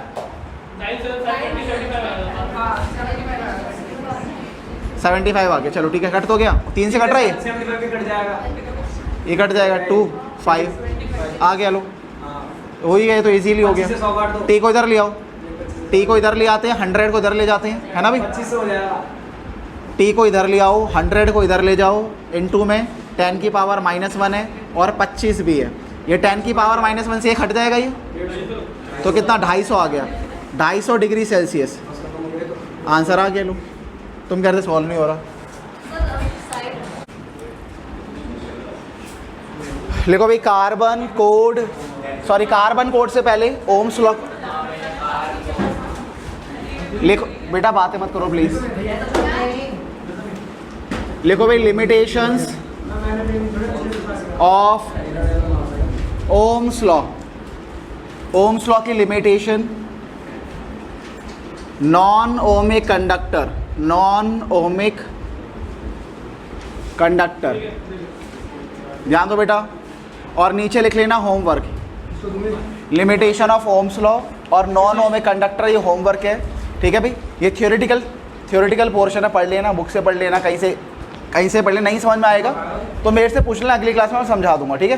ध्यान दो भाई, पहले सेल्फ पढ़ना सब बच्चों को, ये टॉपिक पहले सब बच्चों को सेल्फ स्टडी करना है, नहीं समझ में आएगा तो मेरे से आकर पूछ लेना। अब आगे आ जाओ भी, देखो जरा, अब जो टॉपिक हम पढ़ेंगे कुछ क्वेश्चंस वगैरह हैं ओम्स लॉ के ऊपर, कोई बात में उठाऊंगा फिर। देखो भाई, तो ओम्स लॉ के ऊपर कैसे क्वेश्चन आते हैं मुझे पता है। ओम्स लॉ बराबर क्या होता है? V = IR होता है, क्लियर है नहीं क्लियर है। अब यहाँ पर ग्राफ आ सकता है V और I के बीच में, क्लियर है, लीनियर ग्राफ आएगा, ठीक है भाई, क्योंकि ग्राफ जो है वो कौन सी इक्वेशन को फॉलो कर रहा है? ग्राफ y = mx को फॉलो करता है, क्लियर है नहीं क्लियर है। और ये लाइन की इक्वेशन होती है, यह सिंपल सी बात है, v और i डायरेक्टली प्रोपोर्शनल है, तो ग्राफ कैसा आएगा भाई? लीनियर आएगा, क्लियर है। और आगे जाके ये ग्राफ थोड़ा सा नॉन लीनियर भी हो जाता है, क्लियर है, तो आगे जाके हल्का सा नॉन लीनियर हो जाएगा। किस वजह से नॉन लीनियर हो जाता है भाई? Due to heating effect, heating effect की वजह से थोड़ा सा नॉन लीनियर हो जाता है, ठीक है। तो यहाँ पर लिख लेते हैं भाई नॉन लीनियर, यहाँ पर आगे आके थोड़ा सा नॉन लीनियर हो जाता है, linear due to heating effect, clear है, ये बात याद रखना। अच्छा, इसका स्लोप क्या होता है भाई? Slope of V versus I graph, तो V वर्सेस I ग्राफ का जो स्लोप होता है, ठीक है, यानी M, वो हमारा क्या होता है? करंट, सॉरी, वो हमारा होता है रेजिस्टेंस। क्या होता है? रेजिस्टेंस होता है। अब मान लो क्वेश्चन कोई पूछ ले, देखो क्वेश्चन किस तरीके का पूछ सकते हैं भाई? क्या करवा दूँ? ऐसे चला दो बेटा, ऑन कर दो, बैठ दो, यहाँ पर कोई नहीं बैठा, ध्यान से, हाँ चलो भाई, मान लो इस तरीके से क्वेश्चन आ गया भाई, ऐसे दो ग्राफ दे रखे हैं, एक A लिखा है, एक B लिखा है। अब तुमसे पूछ लिया which will have higher resistance, किसका रेजिस्टेंस ज़्यादा है, क्लियर है भाई। अब सिंपल सी बात है, हमें पता है कि इस ग्राफ के अंदर, ध्यान दो बेटा, अब हमें पता है इस ग्राफ के अंदर स्लोप किसका, तो तुम बताओ किसका स्लोप ज़्यादा होगा? A का स्लोप ज़्यादा है, तुम बताओ क्यों ज़्यादा है?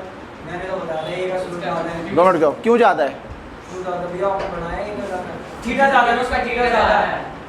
चलो भाई, इन दो बच्चों का, दो बच्चों को टॉफ़ी मिलेगी। देखो भाई, ताली बजाओ इन बच्चों के लिए। चलो भाई, अब यहाँ पर ध्यान दो, अब A का स्लोप, ध्यान दो भाई, अब मुझे पता है कि ये V और I ग्राफ, अच्छा तुमने ये बोल दिया, मैं यहाँ VI तो लिखा ही नहीं, अगर मैं IV लिख दूँ फिर तुम्हारा आंसर गलत हो जाएगा, टॉफ़ी कैंसिल कर सकता हूँ मैं तुम्हारी। देखो भाई, तो यहाँ पर v आ गया, यहाँ पर i आ गया। क्लियर है भाई? तो यहाँ पर vi ग्राफ का जो स्लोप होगा वो क्या होगा भाई, यहाँ पर इनका जो स्लोप होता है, जैसा कि हम जानते हैं भाई, इनका जो स्लोप होता है वो बराबर होता है रेजिस्टेंस के। बात समझ आ रही है? तो a का स्लोप बड़ा है b के स्लोप से, और जिसका स्लोप बड़ा होगा उसका रेजिस्टेंस भी ज़्यादा होगा, और a का स्लोप बड़ा है तो a का रेजिस्टेंस भी क्या होगा भाई, ज़्यादा होगा b के रेजिस्टेंस से। आंसर यहाँ पर आ गया, बात खत्म। क्लियर है?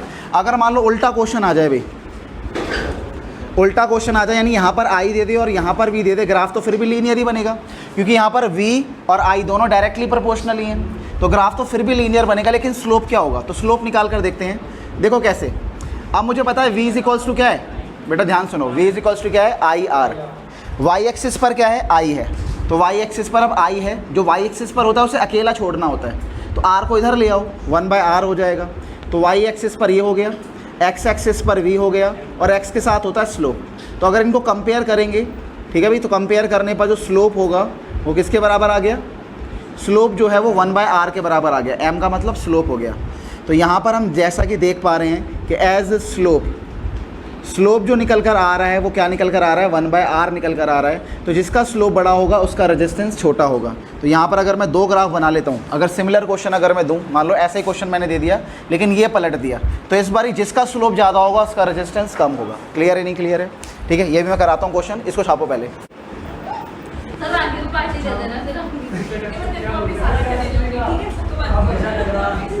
Carbon code register. अभी कार्बन कोड रजिस्टर क्या होता है, तुम लोगों ने देखा होगा तुम्हारी टीवी में, मोबाइल तो खैर किसी ने खोला नहीं है, इसे बंद करो तुम। अच्छा बर्थडे, हैप्पी बर्थडे बोलो लड़की को।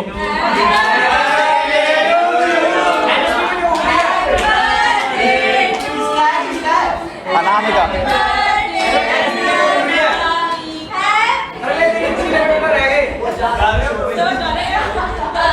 ये लो, मैं तुम्हें गिफ्ट देता हूँ।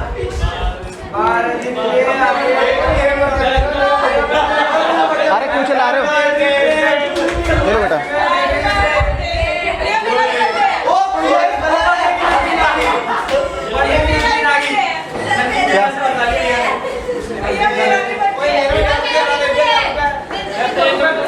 जबरदस्त।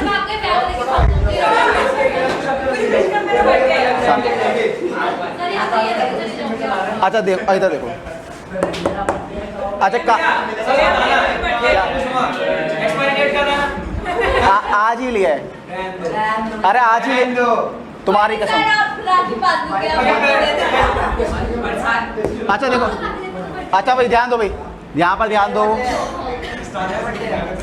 यहाँ ध्यान तो दे लो, घर पे खिला दूंगा लड्डू। हाँ ठीक है, देखो इधर कार्बन कोड रजिस्टर, इधर ध्यान दो। अच्छा देखो भाई, अच्छा तुम लोगों ने देखा होगा टीवी में या फिर जो पुराने रेडियो आते थे उसके अंदर, या फिर जो इलेक्ट्रॉनिक डिवाइसेस होते हैं उसके अंदर देखा होगा कुछ कलर्ड रजिस्टर लगे होते हैं, या कलर्ड सिलेंडर लगे होंगे, तुमने देखा होगा, छोटे छोटे सिलेंडर होते हैं और यहाँ पर कलर्स होते हैं बहुत सारे, बात समझ आ रही, 3, 4 या 5 तरह के कलर्स होते हैं।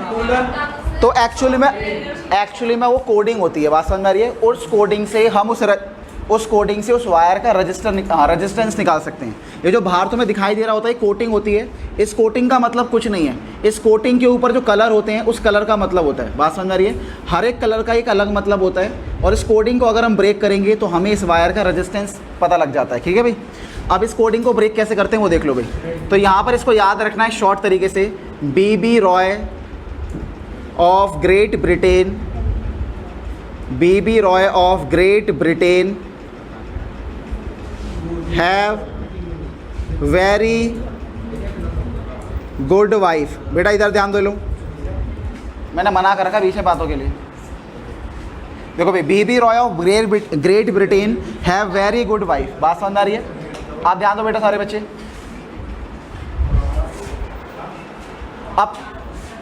अब इसका मतलब क्या है, बी का मतलब क्या है बेटा, यहाँ पर ध्यान दो। यहाँ पर एक कलर, ये जो कलर्स है उसका शॉर्टकट है, ये जो कलर्स हैं ये उसका शॉर्टकट है। तो बी का मतलब क्या हो गया भाई, एक बार चेक कर लेना, ये बहुत सालों से मैंने नहीं पढ़ाया बच्चों को। देखो पहले का मतलब है ब्लैक, बी का मतलब है ब्लैक, ब्राउन है, हाँ देखो ब्लैक है, फिर ब्राउन है, फिर रेड है, ऑफ का कोई मतलब नहीं है, फिर ग्रीन है, ब्लू, इसका मतलब भी नहीं है। हैं हाँ बेटा 2 मिनट रखना, कॉल आ। बेटा पानी की समस्या पहले निपटा लिया करो ना, तुम्हें किस लिए पानी की जिम्मेदारी दी है? तो ऑटोमेटिकली देखो इधर ध्यान दो, जाओ भर लो। देखो भाई ओ का मतलब ऑरेंज है, सॉरी ओ का मीनिंग भाई यहाँ पर है ऑरेंज, सॉरी मुझे लगा नहीं है, ऑरेंज, अरे मुझे लगा शायद। हैव का कोई मतलब नहीं है, वी का मतलब वॉयलेट है, वी का मतलब वॉयलेट ही है ना भाई, देख लो एक बार। और गुड, वेरी गुड वाइफ, तो जी फॉर ग्रे आ जाएगा। और गोल्डन नहीं है बेटा, वाइफ का मतलब है वाइट। अब ध्यान दो भाई, ये सारे हमारे कलर्स हो गए, बात समझ आ रही है? अगर तुम्हें ये कलर्स दिखते हैं तो इन कलर्स का मतलब क्या होता है, ठीक है भाई? तो इन कलर का मतलब होता है पहले नंबर, इन कलर्स के नंबर्स का मतलब होता है, बहुत इजी है भाई ये टॉपिक। नंबर 0, ब्लैक का मतलब 0 है, ब्राउन का मतलब 1, फिर 2, फिर 3, फिर 4, फिर 5, फिर 6, फिर 7, फिर 8, ठीक है भाई? ये चलेगा 0, 1, 2, 3, 4, 5, 6, 7, 8, यहाँ पर 9 तक है। बीच में कुछ नहीं, 2 मिनट रुक जाओ। अरे सिल्वर नहीं है बेटा, ऑरेंज आ गया, येलो रह गया बीच में, येलो, ग्रेट ब्रिटेन, ऑरेंज के बाद येलो है, बीबी रॉय ऑफ, हाँ ओहो अरे रुको रुको, पता क्या ऐसे लिखना था इसको, सुनो, बीबी रॉय ऑफ ग्रेट ब्रिटेन, मैं सही कह रहा था, ऑफ का कोई मतलब नहीं होता, ध्यान देना ज़रा। देखो रॉय को ऐसे लिखना है, ROY, ठीक है? रॉय को ऐसे लिखना है, तो यहाँ पर O का मतलब हो जाएगा ऑरेंज, ठीक है? और Y का मतलब हो जाएगा येलो, ठीक है? और जो ऑफ है उसका कोई मतलब नहीं है, वही तो मेरे को याद तो था ये। अब ध्यान दो भाई, तो बस नंबर लिखने हैं 1, 2, 3, 4, 5, 6, 7, 8, 9, ठीक है भाई? इस तरीके से ये तो नंबर हो गया, ठीक है भाई? अब नंबर के बाद 10 की पावर, नंबर के बाद 10 की पावर बनानी है, तो 10 की पावर का यहाँ पर 10 की पावर 0, ब्लैक होगा तो 10 की पावर 0, ब्राउन होगा तो 10 की पावर 1, 2, 3, 4, 5, 6, 7, 8, ध्यान दो बेटा 8, उसके बाद 9। अब क्या आता है टॉलरेंस, ठीक है भाई? अब उसके बाद आता है हमारा टॉलरेंस, ठीक है भाई? तो टॉलरेंस कैसे निकालते हैं देख लो भाई। तो टॉलरेंस के लिए भी कलर कोडिंग होती है, ये बहुत रेयर होता है, ठीक है भाई? टॉलरेंस के लिए भी कलर कोडिंग होती है, तो कलर के अकॉर्डिंग हम टॉलरेंस निकालते हैं, ठीक है भाई? टॉलरेंस का मतलब क्या है बताता हूँ अभी।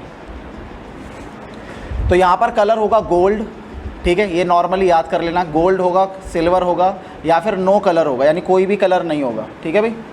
तो अगर गोल्ड हुआ मान लेते हैं तो 5% टॉलरेंस है, अदरवाइज़ 10% है, 10 है 50% है, 10% है और उसका 15%, ऐसे कुछ है, देख लेना एक बार। 10, 5, 10 और 20 है, 5, 10 और 20%, ठीक है भाई? ये इसकी कोडिंग है। अब क्वेश्चन कैसा आएगा? क्वेश्चन एक ही तरह का आता है, बहुत बेसिक सा आता है, वो देखो ज़रा इस तरीके का आएगा। फॉर एग्जांपल मान लो भाई यहाँ पर एक सिलेंडर दे रखा है, जो मैंने तुम्हें बताया था। अब उस सिलेंडर, ये सिलेंड्रिकल रेजिस्टेंस है, अब इसमें 4 कलर्स हैं, ठीक है भाई? इसके यहाँ पर 4 कलर्स हैं इस तरीके से, मान लेते हैं ये रेड है, ये ब्लू है, ये ग्रीन है, आगे तो ये 3 कलर्स होंगे, और यहाँ पर होता है टॉलरेंस, जो चौथा होता है वो हमारा टॉलरेंस होता है। तो टॉलरेंस में से कोई भी एक कलर होगा, मान लेते हैं ये कलर हमारा गोल्ड है, ठीक है भाई? इसको मैं लिख देता हूँ भाई यहाँ पर ग्रीन, ये मैंने लिख लिया भाई ब्लू, और R फॉर लिख लिया मैंने रेड, ठीक है भाई? इस तरीके से है। तो पहले वाला जो होगा रेड, देखो पहले वाले को हम नंबर लिखेंगे, पहला और दूसरा जो कलर होता है वो नंबर को रिप्रेजेंट करेगा, और तीसरा वाला 10 की पावर को रिप्रेजेंट करेगा, चौथा वाला क्या है? टॉलरेंस को। टॉलरेंस का मतलब है कि जो भी रेजिस्टेंस है वो या तो 5% ज़्यादा या 5% कम होगा, यानी जितना भी हमने निकाला है उससे 5% ज़्यादा या कम होगा ये रेजिस्टेंस। या कह लो इसमें जो एरर्स आएंगे हल्के फुल्के, बात समझ आ रही, वो क्या होंगे? 5% एरर्स होंगे। क्लियर? जैसे फॉर एग्जांपल अगर मैं अगर मान लेते हैं इस बोर्ड की लंबाई मेज़र करूँ, आती है 5 मीटर, क्लियर है? और मैंने एरर कितना बताया भाई? 2%। मतलब जितनी भी मैंने वैल्यू कैलकुलेट की है वो वैल्यू क्या होगी भाई? या तो अपनी वैल्यू से 2% ज़्यादा होगी या उस वैल्यू से 2% कम होगी। जैसे मैंने मेज़र की 100 मीटर, क्लियर है? एरर कितना आया? 2%। 2% का मतलब क्या बोलते हैं? मैंने 100, 2 मीटर ज़्यादा भी हो सकती है, 2 मीटर कम भी हो सकती है। क्लियर है? तो यही है हमारा टॉलरेंस। अब ध्यान देना भाई यहाँ पर, तो रेड का मतलब नंबर क्या है भाई? पहले 2 नंबर हैं, याद रखना। पहले 2 का मतलब नंबर होगा, बीच में डेसिमल आएगा, बीच में क्या आएगा नंबर के? डेसिमल आ जाएगा। हाँ, और तीसरे वाले में क्या आती है? 10 की पावर आएगी। बात समझ में आ रही है? यहाँ पे 10 की पावर आ जाएगी। और चौथा वाला टॉलरेंस है, प्लस माइनस करके यहाँ टॉलरेंस लिखना है तुम्हें। अब कैसे देखो जरा, रेड के लिए नंबर कौन सा आएगा? रेड के लिए नंबर कौन सा बोलो भाई? 2। उसके बाद ब्लू के लिए कौन सा नंबर है? ब्लू के लिए नंबर है 6, तो 2.6 आ जाएगा इन 2 में। ठीक है भाई? 10 की पावर ग्रीन का नंबर क्या है भाई? ग्रीन का नंबर है 5, तो यहाँ पे 10 की पावर 5 आ जाएगी। उसका प्लस माइनस, गोल्ड के लिए टॉलरेंस क्या है? 5%। ये पूरा मिलाकर हमारा बनता है रेजिस्टेंस। क्लियर है?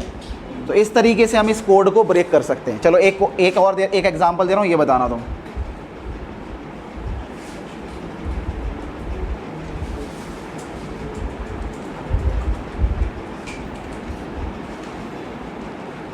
यहाँ पर मैं लिख लेता हूँ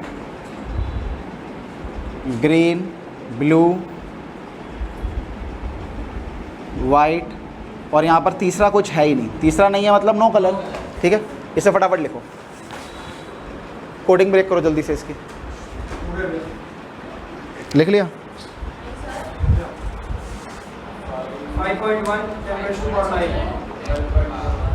और प्लस माइनस 20%। प्लस माइनस 5.6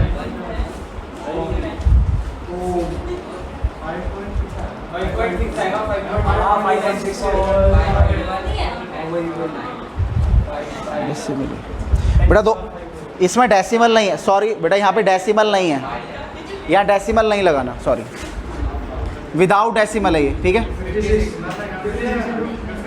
तो यहाँ पे 26 आएगा। कितना आ रहा है? 56 तो ग्रीन का मतलब 5 हो गया, ब्लू का मतलब कितना? 6। तो यहाँ पर 56 इंटू 10 की पावर, वाइट क्या है भाई? वाइट है 9, 10 की पावर 9 प्लस माइनस 20% ओम। ठीक है भाई? ये हमारा रेजिस्टेंस आ गया। फटाफट से लिखो जल्दी।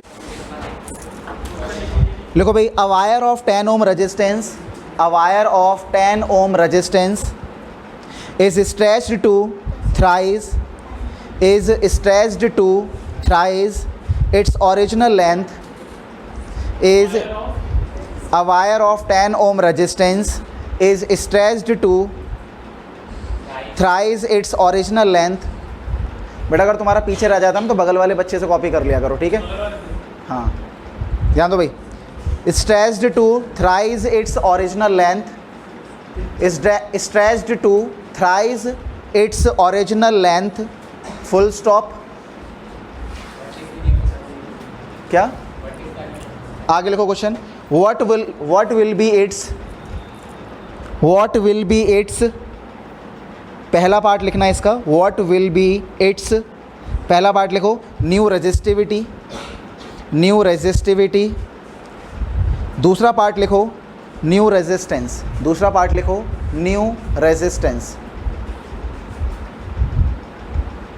अगला क्वेश्चन लिखो बेटा।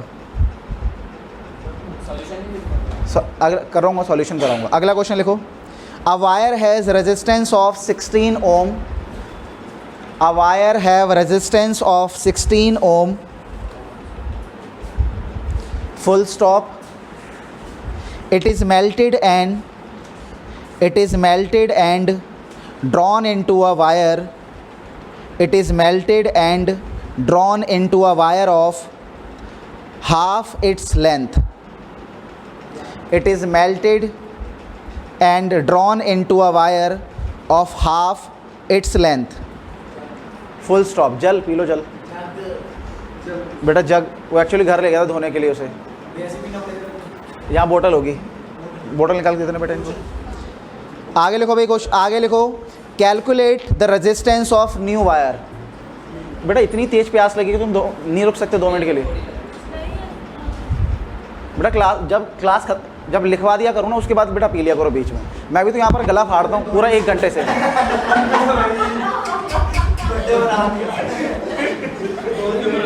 1 घंटे तक लगातार गला फाड़ के चिल्लाता रहता हूँ मैं। एक बार भी पानी पीता देखा हूँ किसी ने? तुम भी कैलकुलेट, हाँ भाई, calculate the resistance of new wire, calculate the resistance of new wire, full stop. What is the percentage change in the resistance, what is the percentage change in resistance. और बेटा पानी, टॉयलेट, ये सारी चीज़ें ना जब लेक्चर ख़त्म हुआ करे, यानी जब बीच में गैप मिला करे तब जाया करो, बीच में कोई डिस्टर्ब नहीं करेगा. What is the percentage change in the resistance. अगला क्वेश्चन लिखो इसके बाद, इसके बाद अगला क्वेश्चन लिखो. The resistance of wire, the resistance of a wire is R ohm. The resistance of a wire is R ohm. Full stop. आगे लिखो. What will be its new resistance? What will be its new resistance if it is stretched to, if it is stretched to n times its original length? What will be its new resistance if it is stretched to n times its original length, n times its original length. अगले question पर आ जाओ. अगला question लिखो. A cylindrical wire is stretched to, a cylindrical wire is stretched to increase, stretched to increase its length, stretched to increase its length by 10%. A cylindrical wire is stretched to increase its length by 10%. Full stop. आगे लिखो. Calculate the percentage increase in resistance. Calculate the percentage increase in resistance. Increase in resistance. ठीक है भाई. तो हमारे पास ये 4 question है. ठीक है भाई. इन 4 क्वेश्चन का आंसर देखते हैं. जल्दी जल्दी कराऊंगा, ध्यान देना भाई सब बच्चे. कोई बच्चे बीच में डिस्टर्बेंस क्रिएट मत कर लेना. लाओ दिखाओ मुझे इधर. क्या पेज नंबर है 3.12. ध्यान दो बेटा, सब बच्चे क्वेश्चन देखें.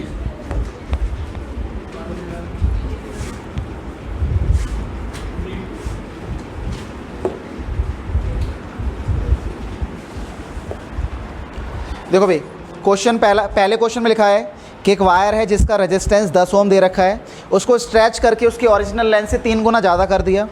अभी कह रहा है इसकी नई रेजिस्टिविटी और रेजिस्टेंस बताना भाई. ठीक है. तो मान लो भाई इसका रेजिस्टेंस R1 है. पहला क्वेश्चन सॉल्व कर रहा हूँ. मान लेते हैं इसका पहला रेजिस्टेंस यानी इसका ओरिजिनल रेजिस्टेंस कितना है भाई, R है. ठीक है भाई. अब मैंने क्या किया, इसे खींच कर इसकी लेंथ 3 गुना बड़ी कर दी. मान लो इसकी इनिशियल लेंथ कितनी है, L है. बेटा बीच बीच में ना बातें मत करा करो, 10 बार मना कर दिया है.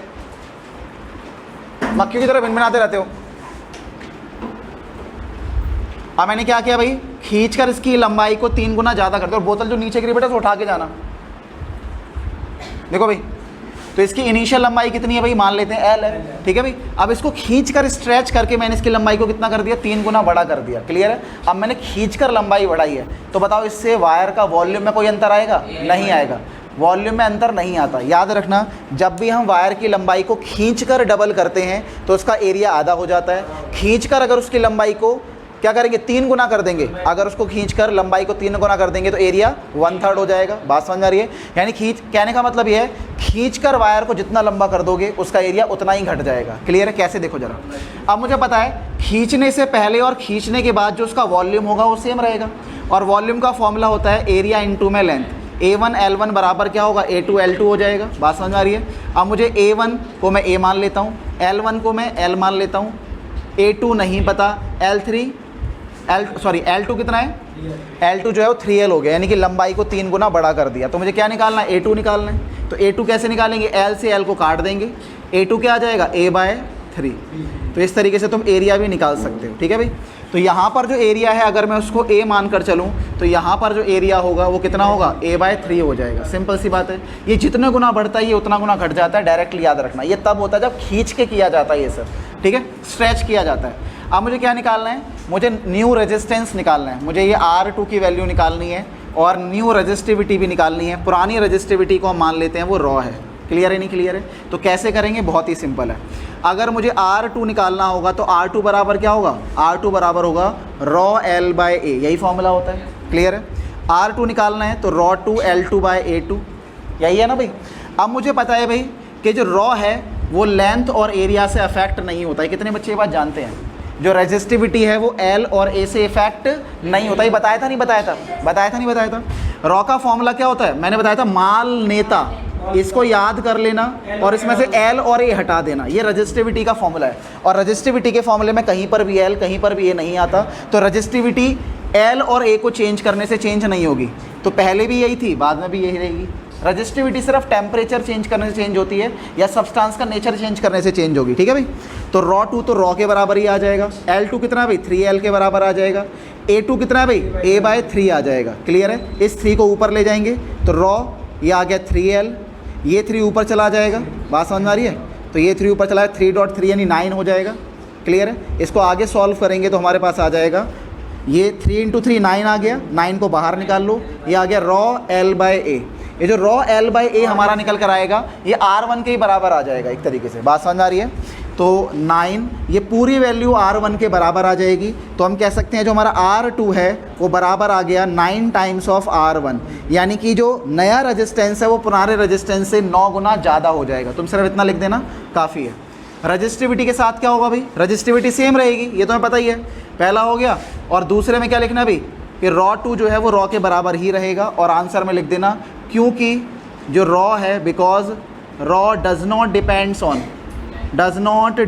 ऑन, बोलो भाई किस पे डिपेंड नहीं करता, L एंड A, लेंथ और एरिया पे डिपेंड नहीं करता। चलो भाई आगे चलते हैं। अगला क्वेश्चन क्या है, अगले अच्छा हाँ ये भी ध्यान दो भाई, यहाँ पर जो रेजिस्टेंस है वो 10 ओम है। रेजिस्टेंस ये रखा था 10 ओम। क्लियर है नहीं क्लियर है? तो हमें करना क्या है, R1 की वैल्यू 10 ओम है तो 9 × R1 की वैल्यू पुट कर दो 10, आंसर आ जाएगा 90 ओम। हो गया बस। अब रजिस्टिविटी जो पुरानी थी वही नहीं आ जाएगी। देखो रजिस्टिविटी निकालने का फॉर्मूला देखो भाई, R2 बराबर क्या आ गया, रॉ आ गया। और रॉ कैसे निकालेंगे भाई, रॉ निकालने का फॉर्मूला होता है RA बाय L। तुम्हें R पता है 10 है, एरिया दे रखा है, एरिया और लेंथ नहीं दे रखा। क्या लीव कर देंगे, लेफ ही करेंगे क्या? नहीं नहीं, नया रेजिस्टेंस तो हमारे पास आ गया। रेजिस्टिविटी या तो लिखेंगे सेम रहेगी, न्यू रेजिस्टिविटी के लिए पूछेगा तो लिख देना सेम रहेगी। रेजिस्टिविटी इसने भी नहीं निकाल रखी, लिखा तो है कि रेजिस्टिविटी निकालो, लेकिन रेजिस्टिविटी इसने भी नहीं निकाली, सिर्फ इतना लिखा है कि रेजिस्टिविटी रिमेन अनचेंज, वही लिखना है। ठीक है भाई? रेजिस्टिविटी निकाल ही नहीं सकते, A और L होना चाहिए उसके लिए। ठीक है? सिर्फ तुम्हें लिखना है सेम रहेगी। आगे देखो भाई, अगले क्वेश्चन में बोला गया है अ wire has a resistance of 16 ओम। एक वायर है जिसका रेजिस्टेंस कितना दे रखा है, क्वेश्चन नंबर 2 करा रहा हूँ। एक वायर जिसका रेजिस्टेंस 16 ओम दे रखा है। आगे लिखा है it is melted and drawn into a wire of half its length. ठीक है भाई? अब हमने क्या किया, वायर को मेल्ट कर दिया और मेल्ट करके उसके आधी लेंथ की एक वायर बना दी। अब सिंपल सी बात है, मेल्ट करके आधी लेंथ की वायर बनाएंगे तो उसका एरिया डबल हो जाएगा ना। क्लियर? वो वायर और मोटी बनेगी। तो यहाँ पर हम यहाँ लिख लेते हैं वायर को मेल्ट करके नई वायर बनाई है, मतलब वॉल्यूम सेम रहा होगा। क्लियर है? तो ये बात हम लिख लेते हैं यहाँ पर कि भाई जो ये R1 है, इसकी लेंथ L होगी और इसका एरिया A होगा, ऐसा हमने मान लिया। जो नई वायर हमने बनाई है उसका रेजिस्टेंस हमें नहीं पता। ठीक है? उसकी जो लेंथ है वो ज़रूर इस वाली लेंथ की आधी हो गई है, तो एरिया जो होगा वो क्या होगा, डबल हो जाएगा। ठीक है भाई? एरिया जो होगा वो क्या हो जाएगा, डबल। कैसे हुआ, ये सब बच्चों को समझ में आ गया? कोई ऐसा बच्चा जैसे ये ना समझ में आया हो कि लेंथ आधी करने से एरिया डबल कैसे हो गया? समझ में आ गया ना? मेल्ट करके जब आधी लेंथ की वायर बनाएंगे तो क्या होगा, मोटी वायर बनेगी, उसका एरिया डबल हो जाएगा। ठीक है? चलो, ना समझ में आया तो यहाँ से कर लेना। ठीक है भाई? देखो अब हमें करना क्या है भाई, अब हमें करना क्या है, calculate the resistance of the new wire. नया वायर का रेजिस्टेंस निकालना है और परसेंटेज चेंज बताना है। चलो भाई, और हमें क्या निकालना है, परसेंटेज चेंज इन रेजिस्टेंस। तो रेजिस्टेंस में परसेंटेज चेंज निकालना है, कैसे निकालेंगे? R2 देखो बेटा, बातें मत करो प्लीज़। अगर मैं यहाँ R1 निकालूंगा, R1 निकालने का फॉर्मूला बनेगा रॉ L बाय A, यही होगा भाई R1 का फॉर्मूला। ठीक है? अच्छा, अब मैं यहाँ R2 निकालूंगा तो R2 का फॉर्मूला होगा rho 2 L2 A2। Rho two, rho तो सेम ही रहेगा, तो रॉ यहाँ पर रॉ की जगह रॉ आ जाएगा, क्लियर है। अच्छा ये आ जाएगा L/2, ये आ जाएगा 2a, तो L ये 2 नीचे आ जाएगा, 4a आ जाएगा, ये 4 को बाहर निकाल लो, 1/4 रॉ L/a, ये पूरी वैल्यू किसके बराबर है, रॉ L/R1 के बराबर है, तो 1/4 टाइम्स ऑफ R1 आ जाएगा।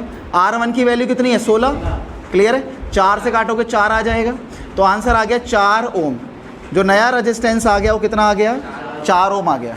अब मान लो क्वेश्चन, अब ये क्या बोला इसने, percentage change in resistance, percentage change, ध्यान दो बेटा, परसेंटेज चेंज इन रेजिस्टेंस ये कैसे निकालते हैं। तो परसेंटेज चेंज निकालने का तरीका सिंपल होता है। सबसे पहले लिखेंगे हम चेंज इन रेजिस्टेंस, नीचे इनिशियल रेजिस्टेंस इनटू में 100, ये फॉर्मूला होता है परसेंटेज चेंज निकालने का। ऊपर आएगा चेंज इन रेजिस्टेंस, पहला रेजिस्टेंस था 16, बाद में कितना हो गया 4, R1 कितना था 16, R2 कितना हो गया 4, डिवाइडेड बाय R1 कितना भैया 16, और 100 से मल्टीप्लाई कर दो। 16 में से 4 के कितना बचा भाई, 12/16 गुणा में 100, काट लो भाई, काटेगा तो ये 4 से कट जाएगा, 3/4 आएगा, 4 से काटेंगे 25 आ गया, और 3 गुणा 25 75 आ जाएगा, यानी 75% चेंज आएगा, सिंपल। कितने बच्चों को ये क्वेश्चन समझ में आ गया, दोनों हाथ खड़े करो एक बारी, क्लियर है।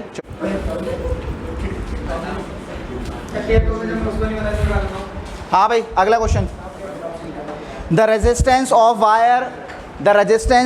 Wire is R ohm, what will be its new resistance if it is stretched to n times its original length। ठीक है भाई, ये कह रहा है कि एक वायर है, उसका ओरिजिनल रेजिस्टेंस R ohm है, अगर उसको मैं उसकी लेंथ से n गुना ज़्यादा स्ट्रेच कर दूं तो बताओ उसका नया रेजिस्टेंस क्या होगा। सिंपल सी बात है, देखो ज़रा, तो यहाँ पर हमने लिख लिया भाई R1 जो है R है, L1 जो है वो L रहा होगा, A1 जो है वो A रहा होगा, ठीक है भाई। अब R2 मुझे निकालना है, इसकी लंबाई को स्ट्रेच करके मैंने n टाइम्स कर दिया, जितनी भी इसकी लेंथ थी उससे n टाइम्स इसकी नई लेंथ हो गई, तो इसका एरिया जो होगा वो n टाइम्स डिक्रीज़ हो जाएगा, क्लियर है भाई। अगर इसका पुराना रेजिस्टेंस क्या होगा, अगर इसका पुराना रेजिस्टेंस होगा रॉ L/A, क्लियर है, तो नया रेजिस्टेंस क्या होगा भाई, नया रेजिस्टेंस होगा रॉ L2/A2। रॉ तो कभी चेंज होता नहीं है, चाहे लंबाई चेंज करो चाहे चौड़ाई चेंज करो, क्लियर है। अब देखो भाई, तो L2 की वैल्यू कितनी है मुझे बताओ, L2 की value n times of L है, A2 की वैल्यू A/n है, n ऊपर आ जाएगा, n ऊपर आकर n से मल्टीप्लाई हो जाएगा तो n² बन जाएगा, तो ये L/A बन जाएगा, n² आ गया बाहर, ये रॉ आ गया, L/A आ गया, क्लियर है नहीं क्लियर है। आज मैंने 3 बच्चों को टॉफ़ी दी, अगर रैपर देख लेना, अगर ज़मीन पे मिलाना समझ जाना, उसको टॉफ़ी नहीं दूंगा आगे से। चलो भाई ध्यान दो भाई, उसे कुरकुरा नहीं करारा दूंगा उसे मैं, देखो इधर ध्यान दो। तो ये क्या आ गया, रॉ L/A, रॉ L/A क्या आ गया, R1 आ गया, रॉ L/A जो है वो R1 के बराबर, तो यहाँ R1 लिख लेंगे, क्लियर है भाई। तो R2 बराबर आ गया हमारा n² टाइम्स ऑफ R1। तुम इसको एज अ फॉर्मूला भी यूज़ कर सकते हो, क्लियर है, तुम इसको एज अ फॉर्मूला भी यूज़ कर सकते हो। कैसे यूज़ करेंगे वो ज़रा देखो ज़रा, ये समझ में आ गया भाई सब बच्चों को। अगर मैं किसी भी वायर को खींच कर 2 गुना 3 गुना 4 गुना 5 गुना 10 गुना लंबा कर देता हूँ, अगर मैं किसी भी वायर को खींच कर 2 गुना 4 गुना 5 गुना 10 गुना जितना भी लंबा कर दूँ, तो नई वायर का रेजिस्टेंस कितना होगा वो हम ऐसे निकाल सकते हैं। बात समझ में आ रही है, कैसे निकालेंगे, n²R, क्लियर है नहीं क्लियर। तो यहाँ पर ये लिख लो भाई, ये इंपॉर्टेंट क्वेश्चन है एक तरीके से, इससे और भी क्वेश्चन हो जाएंगे, डायरेक्टली अप्लाई कर सकते हो भाई, ध्यान दो भाई। इफ़ अ वायर, लिखो if a wire stretched to, if a wire stretch, अरे क्या लिख दिया मैंने, स्पेलिंग देख लेना, स्ट्रेच की शायद गलत है, stretch to its length n times, then resistance of, ध्यान दो भाई, then resistance of new wire, then resistance of new wire. तो नई वायर का जो रेजिस्टेंस होगा वो कितना होगा, तो नई वायर का रेजिस्टेंस हम मानकर चलते हैं R2, और वो बराबर होता है n² times of resistance of original wire, ठीक है भाई, R1 लिख लेना। अब इसके ऊपर मान लो क्वेश्चन आ गया, मान लो मैंने क्या किया, एक वायर को खींच कर 10 गुना कर दिया उसकी ओरिजिनल लेंथ से, क्लियर है, कितने गुना कर दिया, 10 गुना कर दिया, तो n की जगह आंसर कितना आएगा, 10 आ जाएगा, ठीक है भाई, और उसकी पावर 2 कर देंगे, या कि उसकी ओरिजिनल लेंथ, क्लियर है, R1, तो आंसर आएगा 100 टाइम्स ऑफ R1। तो अगर मैं किसी वायर के अगर मैं किसी वायर को 10 गुना खींचकर लंबा कर दूं तो उसका रेजिस्टेंस 100 गुना बढ़ जाएगा। क्लियर है? अगर मैं एक वायर को खींचकर 4 गुना कर दूं, अगर मैं एक वायर को खींचकर 4 गुना कर दूं तो नई वायर का रेजिस्टेंस कितना होगा भाई? 16 गुना इंक्रीज हो जाएगा। अगर मैं एक वायर को खींचकर 5 गुना कर दूं, अगर मैं इस वायर को खींचकर 5 गुना कर दूं तो उसका रेजिस्टेंस क्या होगा?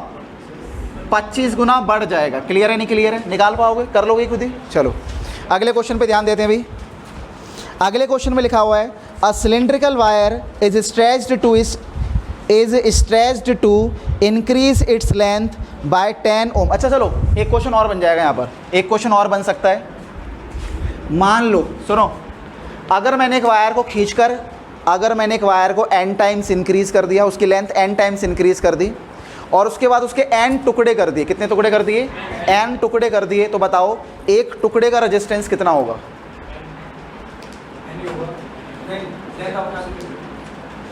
मैंने उसके n टुकड़े कर दिए, n टुकड़े, तो हर एक टुकड़े का रेजिस्टेंस कितना होगा?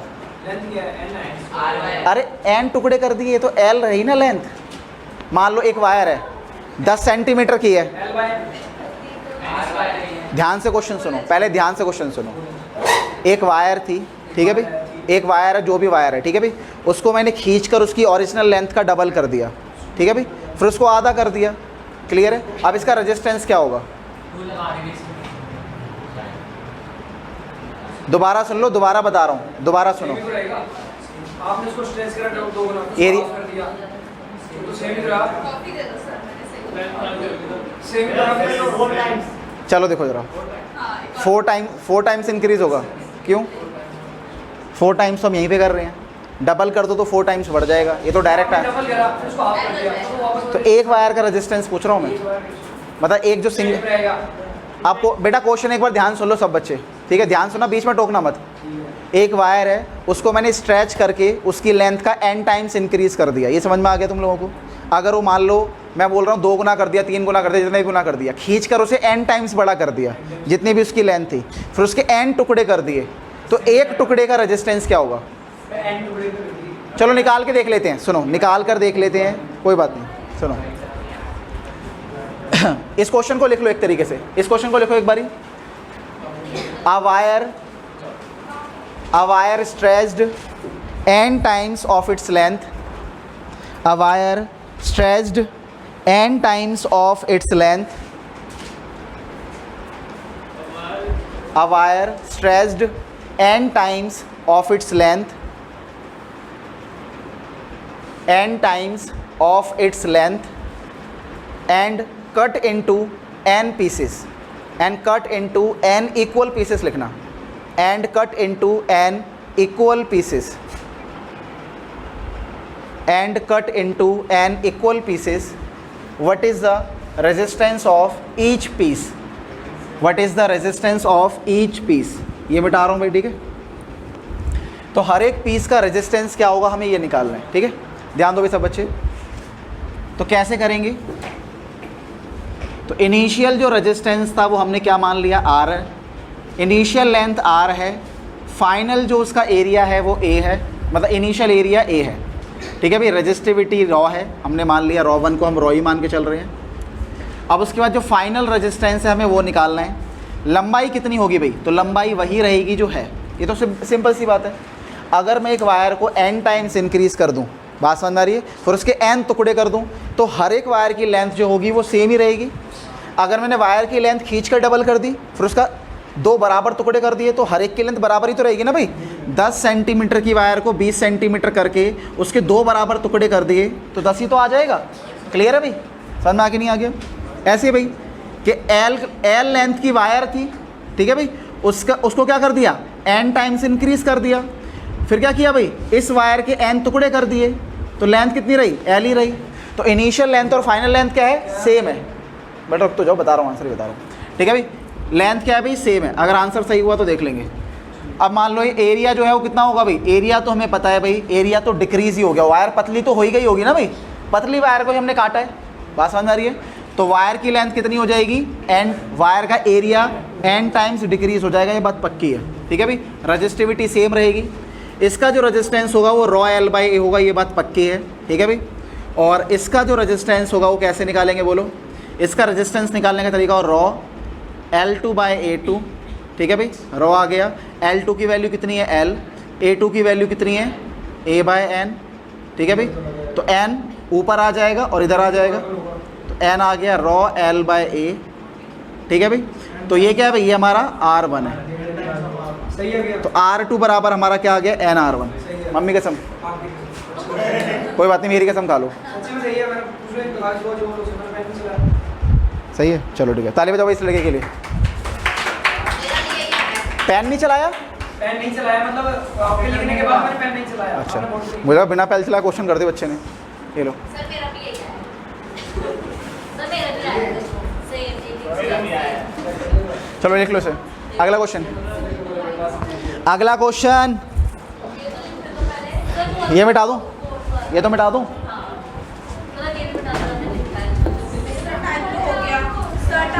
लास्ट क्वेश्चन है, लास्ट क्वेश्चन। हाँ भाई क्वेश्चन लिखो, क्वेश्चन लास्ट। मैं वो करवा दूँ। कौन सा वाला? Fourth question. हाँ ये वाला ही कराना है।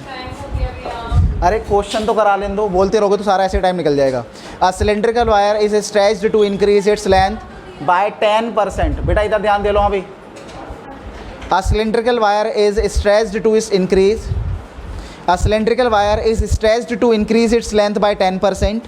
Calculate the percentage increase its in resistance. ठीक है भाई, ये खुद कर लोगे तुम लोग, कर लोगे खुद। तो हमने क्या किया, क्वेश्चन समझ लो जरा, क्वेश्चन को समझो। एक वायर को खींचकर मैंने उसकी ओरिजिनल लेंथ का 10% बढ़ा दिया। जैसे अगर उसकी ओरिजिनल लेंथ 100 मीटर थी तो मैंने कितना बढ़ाया उसको, 10%, यानी 10 मीटर और बढ़ा दिया, यानी वो 110 हो गया। तुम चाहो तो ऐसे भी कर सकते हो, एग्जाम्पल लेकर। ओरिजिनल लेंथ मान लेना 100 मीटर, ठीक है भाई। तो फाइनल लेंथ क्या हो जाएगी, 110 मीटर। 10% बढ़ा दिया ना भाई, 10% का मतलब 10 मीटर और बढ़ा दिया। अगर उसकी ओरिजिनल लेंथ 100 मीटर है तो मैंने 10% लेंथ इंक्रीज़ कर दी। तो ओरिजिनल लेंथ अगर 100 है तो 10% कितना हो गया 100 का, 10 मीटर। तो 10 मीटर और इंक्रीज़ कर दी, तो कितनी लेंथ हो गई इसकी, 110 मीटर हो गई। क्लियर है नहीं क्लियर? परसेंटेज इंक्रीज़ निकालना है किस में, रेजिस्टेंस में। तो ये खुद करके लेकर आना, ठीक है भाई। नेक्स्ट क्लास में चेक करूँगा, बाकी ऐसे और भी क्वेश्चन होंगे तो मैं सेंड कर दूँगा। अगली क्लास में बहुत इंपॉर्टेंट टॉपिक होगा, series and parallel arrangement of resistance. ये जरूर करके लाना।